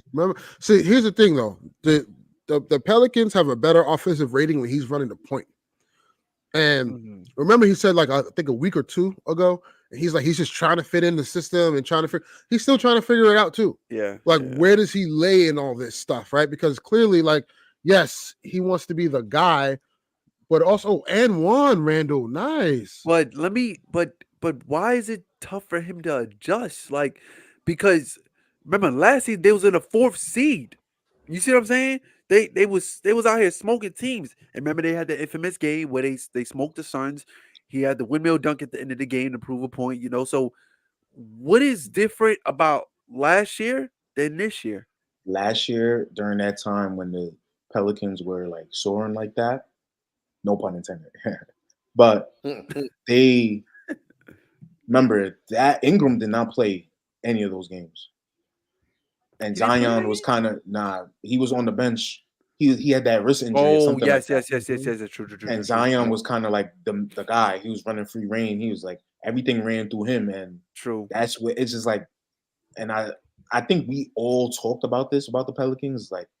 This team could be good, but this team never plays together. It's always Ingram by himself or Zion by himself. Yeah. Yep. So they don't know. Somebody's always hurt. Yeah. Okay. And then when you had the emergence of Trey Murphy, who took that secondary role, and it was just and Herbert Jones. Yeah, and it's these guys is coming up, and they're the guys who's always healthy. But again, Trey Murphy was out, and then Zion's out. It's just then Herb Jones was out. He just got back. Yeah, Murphy just got back this year. This is the first time where everyone's healthy. Alvarado just got back last week. Alvarado's been out for a while. Yeah. Right. Exactly. Yeah. So he's like I said, he's trying to figure out his footing. Because now there's a dynamic. You have two ball dominant guys. Get your weight up, Giannis. Get your weight up. Man, y'all still down. You have two ball dominant guys who need the ball to do what they got to do. And don't get me wrong. Listen, at the end of the day, like Ingram is a ball stopper, but he gets his buckets. So, it's like for Zion's sake, it's like when Ingram's doing his one-on-one, getting to his spot at the nail, elbow, Zion is standing on the corner, right? Or sitting at the wing, and he's not a three-point shooter. So they got to figure it out. And Willie Green has to figure that out too. Yeah. So Zion, you have a home somewhere if you don't like it over there. Damn, they raining threes. Brooklyn? Come on, man. Okay. I had a joke, but I can't say that one. Oh, it's getting dark. I had a joke. I can't say that. I'm gonna leave it to the chat. You know what I'm saying? But appreciate y'all tuning in. Yes, sir. Any final thoughts? It's getting dark because Eric is really focused on the Knicks right now, and I understand the feeling. You're hype in the beginning, and then your team comes out flat, and I understand. You're down 14, 2 minutes to go in the third quarter, but as he said, the disgust on his face. I know. And I shouldn't be talking because, I already know. We're about to do the same shit. Listen, we're about to do the same thing. Exactly. Katie's gonna have like 14 in the first quarter. You know why? Yep. We're starting Torian Prince on him. Yep. What time is it? What time is it right now? Yo, let's cook up a lay. First time in history. Let's cook up a lay, man. All of us pick a favorite prop. Let's pick a prop. Let's make that lay. The Swoosh Hoops lay. Look. So I'm laughing now, but I already know. I'm gonna get highly upset to start the game because Torian Prince is guarding Kevin Durant, and what are we doing? So, all right, I'm gonna go. I was going to include this in the lay, but I just know if this doesn't happen, it destroys the entire lay. I was going to go with reliable AD first basket dunk. I always go with that, but that's something you play as a straight. Yeah, Look, you play as a straight. You play as a straight. Yeah, if that does not happen, I'm sorry. I'm sorry. I got I got Devin Booker 29.5 and 11 assists tonight though. Oh shit. Oh. Got him. All right. And dishing. And I got AD with a double-double. I got him for 20 plus points and 14 rebounds. Okay, baby, let's slow down. My FanDuel take a little bit to load up. I don't. So I'm trying to think. How did we perform in that last game? AD was still hurt, right? Because did he get hurt? I believe before that in that game against Miami. So we didn't really get AD. You know what I mean? All right, let me look at this joint. I usually go with threes. Let me see what the threes is looking like. Austin Reeves, over 1.5. Hell yeah. Austin Reeves 2 threes. Hell yeah. 2 Austin Reeves 2 threes. Josh fingers the face. Austin Reeves 2 threes. Why you Austin looking Reeves like that, 2 threes. man? If we could bet free throw attempts, I would on Austin Reeves. But no, so look. So Devin Booker, 29.5. And then for his assists, I got him down for. Hold on. Oh, they didn't even have the. Oh, there we go. I got him down for 10 plus assists. I like it. Right. And then AD, 20 plus points and 14 rebounds. I like it. Hold on, let me get to the rebounds. There we go. So yeah, you could do the alternate 13.5 if it's there. LeBron. I'm gonna go with 12. I'm gonna go with 12.5 just to be on the safe because AD. You know how AD get, man. He's averaging 13 rebounds right now. But you know how he get, man. At the very least, he's gonna get the rebounds. I'm gonna warn you, Armani. If Austin Reeves is the only leg not to hit, man. Hey. If Austin Reeves 2-3, he can hit 2. I would rather honestly, you could do D'Lo 2 threes though. Let me see. What is that looking like? What's that odds? That's probably minus 500. Oh, it's the same thing. D'Lo 2 threes is minus 175. You take that. Yeah. You take it. Okay. Now D'Lo. Yes, D'Lo. Okay. 2 threes, D'Lo. Trust me. Trust me. Hey, I'm trusting you, man. All right. So what? Eric Gordon 2 threes. That's a lock. Oh, that's a lock. I would hope so because there's been a few times he didn't do that for me. I will hope so. All right. And then what we doing for Braun? What Braun doing? So Braun, I have Braun down we for. keeping it simple. 20 points. Yeah, 20 points. I really want to bet on his boards, but sometimes he doesn't board for me. If he were boards, yo. 20 points, 6 assists, 8 rebounds. Well, no. Sorry. 20 points, 26 and 6. There we go. 20 points, 6 assists, 6 rebounds. So do they do points, rebounds, and assists? Oh, like the total? Combined? Yeah, combined. That might be safer too. You play that. Okay. Yeah, because it's gonna rack up either way. If y'all want a winning ticket, y'all better listen up right now, bro. Somebody probably watching. Man, this ticket sucks, man. God, this sucks. Kevin Durant, I got him down for 25 plus points, 4 assists, and 4 rebounds. LeBron always got to have a one-up on him, right? Always. You got LeBron 26 and 6. You got KD 25 4 and 4. This is crazy, man. Always. I respect it though. And then we doing the points, rebounds. Oh my God! See, Angel, we didn't add Reeves. Angel, we took Reeves off. That was Armani. I said D'Lo 2 threes. D'Lo 2 threes, and I also got D'Lo. Got D'Lo with 4 assists though. Just know, if Austin Reeves get 2 threes, y'all not gonna hear the last of me. Armani, I'm gonna add Austin Reeves 2 threes on the same ticket on a private leg. Yeah, right. Or play it straight. Right. Or play it straight. I also got D'Lo down for 4 assists. All right. This is late. This is 12 legs, man. 13. It's 13. Yeah. Did you add D'Lo assists? I did. I only got 12. How you get 12 on that? No. So I got Booker. Oh, I didn't put when I put Wait. So okay, this is what I have. I have Book over 28 and a half. You take on the money line.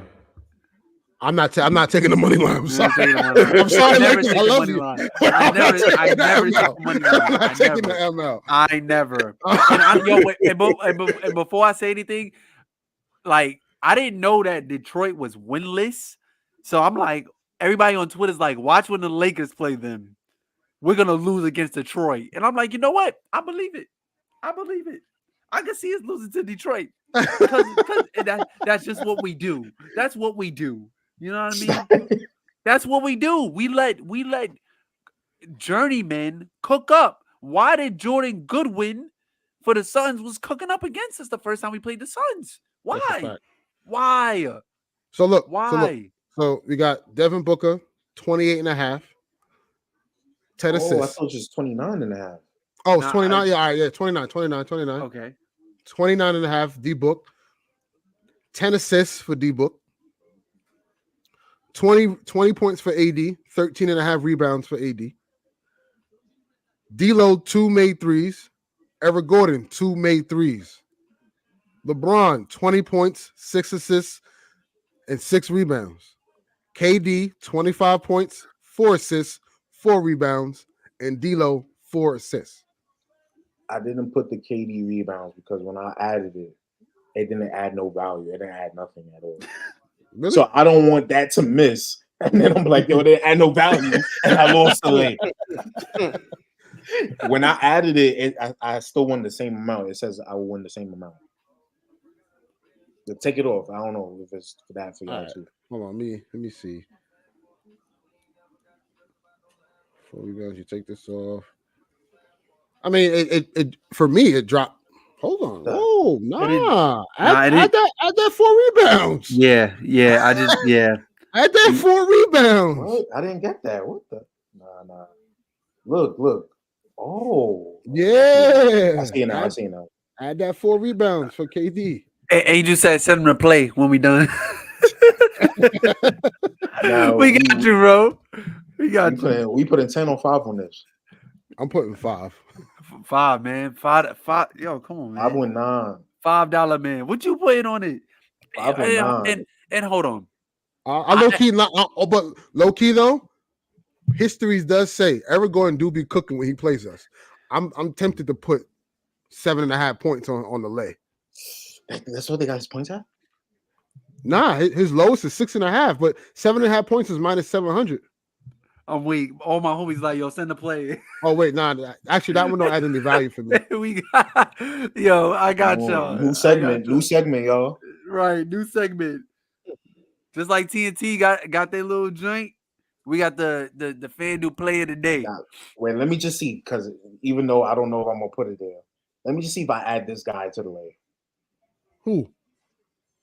Austin Reeves. Hold on, my homie saying that Eric Gordon Austin 3s Reeves was recommended. It looked today. good, don't it? I know it. So they said out of 8 of 10 games, Eric Gordon 3s has cleared. Yeah, man. That's what I'm saying. Yeah. I think 2 threes is a lock for Eric Gordon for sure. Yeah. If you add Austin Reeves with $5, when you $1,500, guys, that's what I'm saying. I don't know. Austin Reeves 2 threes. What's that looking like? That's plus 135. Look at what that do to the lady. Oh, wait a minute. Come on. Talking my language. Hey, Austin, I need you to come through. You know what? YOLO. We doing it. YOLO. We're doing it. I bet. What about Max Christie? I'm not getting. No. Wow. Right. Might as well add Nurkic now. Austin Reeves go for 2 threes, man. All right, so it's a 14 leg. 14 legs. $5 wins you $1,600. Yeah, 1643. If you have a girl that gets you the monogram Louis V bag, that's what you win with $5, guys. You know what I'm saying? Christmas is coming up. Yeah. Oh, it's a 9-point game. Knicks coming back. What did I tell you? You still quiet over there, though. What did I tell you? It's like, wait a minute. Like, okay, it's 14-point game. No sweat. All right. I locked it in. Don't fail me now. Locking it in, boys. All right, share that to the chat so I can share it to these guys. Yeah, I got you right now, bro. Let's get this green tonight, boys. I'll put it in close to game time. I told you the Knicks are not out of it. I sent the link.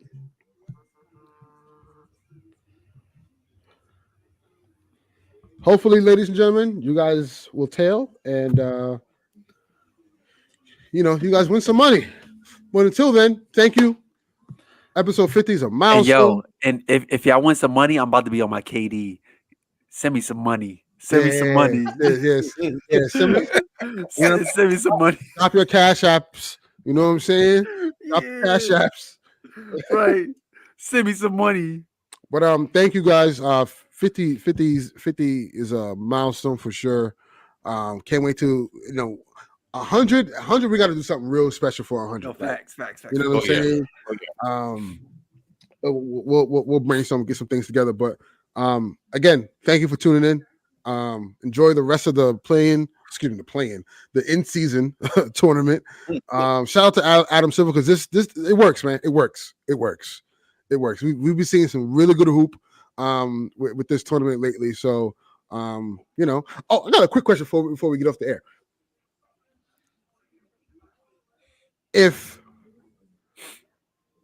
Would it be crazy? Let's just say a team wins the in-season tournament, wins the in-season tournament MVP, is on the in-season tournament All NBA team, then is an All NBA player and wins the chip and is the Finals MVP. Is that legitimize like stamp? That's the greatest season of all time. Yeah, I mean, greatest season of all time. Yeah, because okay, The last person I think that had a season like that where they damn near won almost every award was LeBron 2013. Won MVP, Finals MVP. 2012. Won gold in London. Was it London? London. Yeah, London. And then he remember in that was that the same? No. He got snubbed for defensive player of the year. Yep. Marcus And Gasol won defensive player of the year. I was also gonna, and then Marcus Gasol wasn't even on the first team, which was mad dumb. Something like that. And then was that the same year that the Heat went on a 20-something game win streak, or that was the following season? I think that was the following season. That was that year, the 2012-2013 season. But yeah, the season is very reminiscent of what we're talking about right now. If a player was to come out and win every single award, that's very reminiscent, very LeBron reminiscent. But Ernest, as much as that's I don't see nothing like that happening, man. I don't. It's gonna happen next year. It's gonna happen next year. I don't, man. Well, I don't. Do you not read this name right now? Oh my god! All right. And on that note, ladies and gentlemen, and on that note, we are ending the stream because apparently Cam Thomas is going to have the greatest regular season of all time next season. He's gonna be the in-season tournament MVP, win the in-season tournament championship, all NBA in-season tournament, get to the All-Star game MVP, league MVP, all NBA first team, and NBA champion. Well, you know what? MVP. You know what, Angel? Y'all didn't, because y'all suck. He said only if the Nuggets. All right, bro. But y'all don't care. See, y'all don't care. Right. Y'all don't care. But all of a sudden, only if the Nuggets. Oh, stop. You have gear up for that 7th and 8th seed you guys got to play in the playoffs, and do what you got to do then. And until then, we'll see what happens. But Mayor quickly is selling right now. Yeah, we're gonna let Eric enjoy the demise or the rise of the Knicks, and we're gonna end this. And hopefully, the Lakers come out with a W tonight. I for some reason I got this feeling there's a lot of smoke with this game tonight. Like LeBron getting there 5 hours before tip off. They asked KD, are you excited to play LeBron? With like something on the line. He's like, I'm excited when I play against anybody. I'm like, oh, okay, all right. So we see where this is going. So I think tonight is gonna mean something. You're gonna see some high level hoops tonight for sure. For sure. Isn't that part of me? Is it? I'm gonna say this last. Isn't that part of LeBron's workout? Like, doesn't he get to the arena early anyway? No, not necessarily. No, okay. Not. See, here's the thing: when you're up in that age, not every he ain't doing that for the Grizzlies coming into town. Feel that. He know, KD's coming to town. Yeah, I got. I'm not 20. I can't just get up and go to the gym. Last time he saw me in the championship game, he embarrassed me.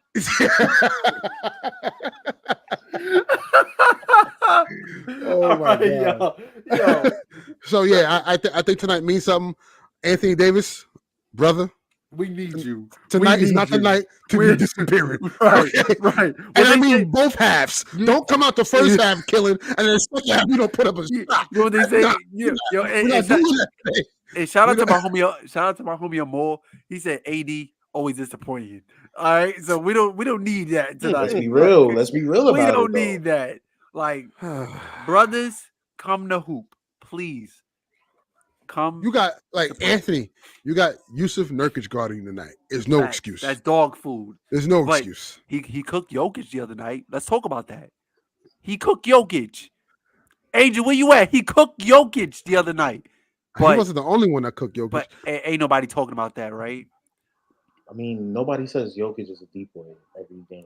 No, see, look. Yeah. No. So when the Nuggets get cooked, they the champions. They get smoked. Nobody talk about it. When the Lakers get smoked, we all over. It's because y'all said y'all the Sun. Yeah, you're right. Y'all the Lakers. Y'all the show. That's what y'all claim y'all that. But then when people give y'all all this attention when y'all lose too, that doesn't work like that. Every time y'all win, y'all want everybody to focus on y'all. But when y'all lose, nah, don't show that attention over here. Stop that. This is what you mean for. Nah. Because some of this stuff is unwarranted, though. It's unwarranted, though. No, but y'all are the Yankees of the NBA. This is what comes with it. You just gotta. This is what it's about. Look at all those great plays in the back of Armani. That's what it's about. Y'all the standard.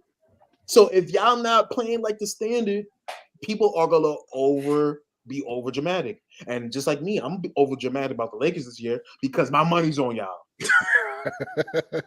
So every little thing that y'all do. Where's Ime? Yeah, let's go, Ime. Yeah, Ime. Yo, Ime was talking like he got that dog in him, and I respect him. He's not backing out LeBron. You playing like a little, you know what I'm saying? And LeBron's like, yo, we all grown men. Like, LeBron. But bro, you're a coach. Go sit over there. Because here's the thing.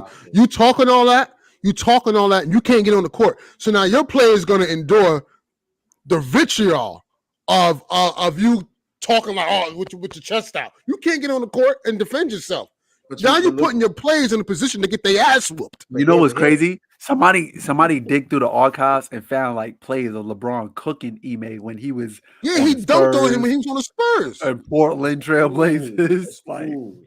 But here's the thing about Ime that I like. He didn't shut up when LeBron came up to him. He was still talking that talk. He was like Smokey. He was like, yo, yeah, I said it. I'm not gonna take out what I said. I had kneel on. But here's the thing too. Like y'all were down 15 at the point. Y'all were down 15. You just a sore loser, bro. Y'all were down 15. You down 15. Why you talking, son? You calling Ime a sore loser? He was just mad because LeBron was like, that's why I poked. No, I'm not gonna go there. Good night, ladies and gentlemen. Good night, ladies and gentlemen. Leave alone. We appreciate you, baby. Okay. With that being said, we're gonna end the show. Yo, peace, y'all. And Michael Beasley. Malik Beasley wow. just hit a 3. So yeah, the Knicks are down 15 again. And IQ is selling again, bro. If y'all took that money line, y'all should have just saved y'all money. Yeah. Kill us. Well, good night, guys, and see y'all episode 51. 51. No, man, you're crazy right now. Don't do that. This game now. Nah, this game is over. Nah, this game is 8 minutes left. Nah, this game is over. They're not coming back. It's all right, Eric. Eric, it ain't the chip, so don't get too upset. Eric, remember this for the rest of this tournament and the rest of the year when you see the Lakers struggling against whoever when it matters. Just remember this. Just remember this moment. We all got to play them. Wait. Time out. Hold on. We still got to see y'all at MSG in February 3rd. I'll be there. Yeah. February 3rd. Yeah. And we see the Nets March 30th. That's a scrimmage. That's an easy dub. Why so late? What is that about? Nah, let's get out. Yo, we gotta go to a game. Yo, that's mad late. LeBron is not gonna play. LeBron is not playing, bro. It is mad late. That's like near the playoffs. So, it's not happening. Yo, like, come on, man. We're probably clinch a playoff spot. The Nets are probably fighting to get in, and we're like, we don't need this game. And Nick, you know what I mean? Let Cam Thomas have it. When we playing y'all in LA, and like soon, soon. Yeah, a couple weeks. I think like this month. Yeah, I'm not gonna lie, man. That might be Cam coming out party for real. All right. He never. Look. He never played. He never played actually in LA like that. He never played, and Kobe's his favorite player. I'm just saying. No, he did though. The preseason game, he was cooking. Remember that? But I'm talking about a real game. He's like, yeah, I'm on time. 125-105. Good night, y'all. Good night. Y'all just egging it in right now. Okay, for real. Okay. On that note, all I know is now. Hey, fellas. Money, right? Eric, I mean, Armani, this is some great content, because what you could do is you could clip what he said about the fourth quarter and then say a few moments later. Yeah. And then hit the score.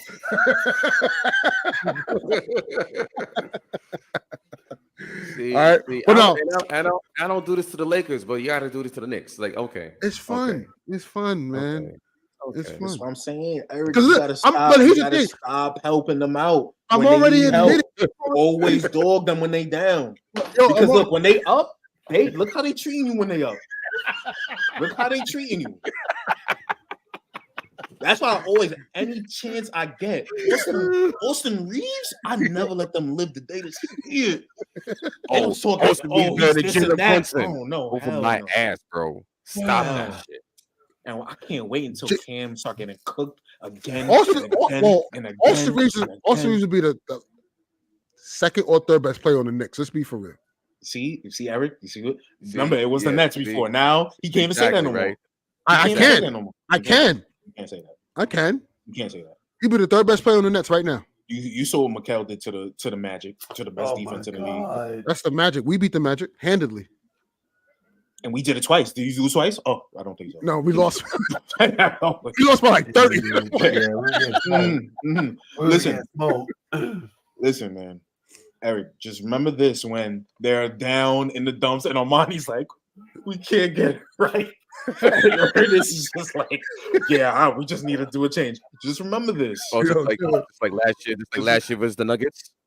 Armani, I still got that meme of you at the Laker game in the Garden. I got 3 memes from that game. Bro. How did LeBron get blocked by Mario Hezonja? Wow. How did he get blocked by Mario Hezonja? Yo, bro, you know what's crazy? The entire team, the entire time, right? I was yelling, go to the basket, and he went to the basket, but then he got blocked. Just that season was a wreck.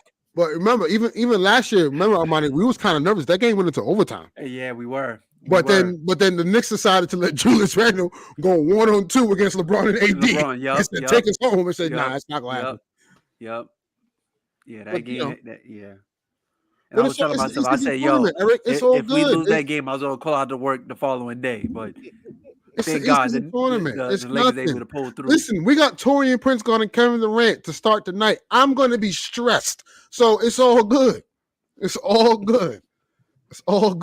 Yeah, but until Jared Vanderbilt come in the game, and all I do is shut down. And speaking of shutting down, hold on. Before we end it, I gotta go here because these two guys were talking crazy about Cam Reddish. And right now, Cam Reddish is all defense. Oh my God. Defense. Oh my. Let's end it, bro. All defense. This is disgusting, bro. First, second, third, however you want to place him. But he's all defense right now. He's nothing, bro. He's nothing. All defense. He's nothing. End the stream. Good night, y'all. He's okay. He's a better defender than Mikal Bridges. Let's put it like that. Okay, bro. All right. Good night, guys. End the stream. Good night, y'all. Good night. Good night. And I mean that. Mine don't even believe you. He can't even look. He can't even look up. No. He can't even look up. Armani had to look somewhere else to be like, this is crazy. No. Honestly, though, Cam has been a bright spot of this season. Bright spot of what? No, bro, he's not watching the game. Armani, he's not watching the games. He's not watching the games, bro. He got dudes in San Quentin. But listen. Here's what I'm saying. Listen. Cam Reddish is one of those defenders. He's not one of those defenders. I'm locking you up because when he's playing 1-on-1, he's getting cooked. He's a free safety defender. He works hard. He plays the lanes. He works hard. Okay. That's hard. And I could work hard and still be ass. That's crazy. Hey, well, that's crazy. How is that not true? So stop talking about Cam Johnson like that because that's not even funny. But look, you know how I feel about Cam Johnson. He ass. You could keep doing that. I don't care about him. I don't care about him. That's one player I could bet the under on and feel great. And feel great. And don't have to sweat. All I'm saying about Cam Reddish is he's all off ball. He's a free safety. Free safeties look good because the stats look pretty. Oh yeah, the steals. But every time I look at his matchup, they kill him. 30 efficient. Hold on. 25 efficient. The score is 134-113. But the thing about Cam though, we put him on their best player, so their best player is going to cook. But when y'all hear. But watch when tonight, I hear, watch tonight how Cam is gonna have Devin Booker and Alcatraz. Watch it. So you just send them up, and we just betting on him. Why would you do that? Now you messing with our what was it, 1,600? Like, come on, man. That's crazy. Oh my god. But no, seriously, I gotta go. Facts. Thank you guys for you just trolling at the end. It's all fun and games. But hopefully the Lakers win tonight. Hopefully they win tonight. In advance in the in-season tournament. It looks like the Bucks are on their way to Vegas. The score is 137-115 with 3 minutes or so to go in the fourth quarter. Yeah. Well, as Nick Fidel would say, who wants to see the Pacers and the Bucks at 2 I don't do that. p.m. Don't do that, bro. Don't do that. Don't do that.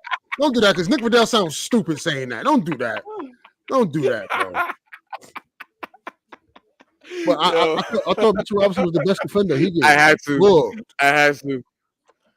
Wait, what would you say? What you said? Nah, never mind. It's all good. No, just say it. Yo. Nah, I was talking about Mitchell Robinson. I thought he was the best defender, but he getting cooked. It's an off night for him. See, there you go. I don't say nothing about Anthony Davis, but here you go about Mitchell Robinson. So okay. Okay. Listen. Six Flags, great adventure, baby. Hey man, in the league. That's the one thing that's consistent. That's the one thing that's consistent is his defense. That's the one thing. Well, yeah. Don't worry, Mitch. You get him on the 23rd and get him on the Christmas. Don't worry. Okay. Okay. He's so bad. He gonna take it to Snapchat, bro. End the show. And they got the Celtics Friday. So end the show. They had the Celtics Friday, the Knicks? Yeah. Oh, Celtics going for blood because after that, yeah. But y'all could beat the Celtics though, I think. I don't know, man. I don't know if I see dog in that Celtic team. Jason Tatum being Guyanese took away his allure. What? Come on, bro. But honestly, I got a hot take. It's Drew's fault, but we're gonna talk about that another time. Let's be real. Let's be real. You don't see the flaws because they're winning. What'd you say? I said you don't see the flaws because they're winning. Are they? They're one of the best teams in the league. In the East. I mean, look at this. Look at who they really beat. I'm just saying. They beat the Nets without Cam Thomas, so very flawed. and Mr. No Left is making about 35 million. 43 shot attempts, no assists. Yeah, that's nasty. That's nasty work. But anywho, good night, guys. Later, y'all. Good night, y'all. Thank you for joining. And watch the rest of these games. It's gonna be an interesting night. I'll tell you, because karma may come real fast at 10 o'clock. So. That's peace. I better see you talking to them, Eric. I better see it. I'm gonna. Oh, what? KD for 50. Let's go. That's cousin Devin Booker for 45. Let's go. Bet that right now. We got Jared Vanderbilt locking that up. Right now. Jared Vanderbilt locking that up. All right, let's end this. It's never gonna happen. All right, y'all. See y'all next week. Another episode of the Shoot Podcast. Peace. Peace, y'all.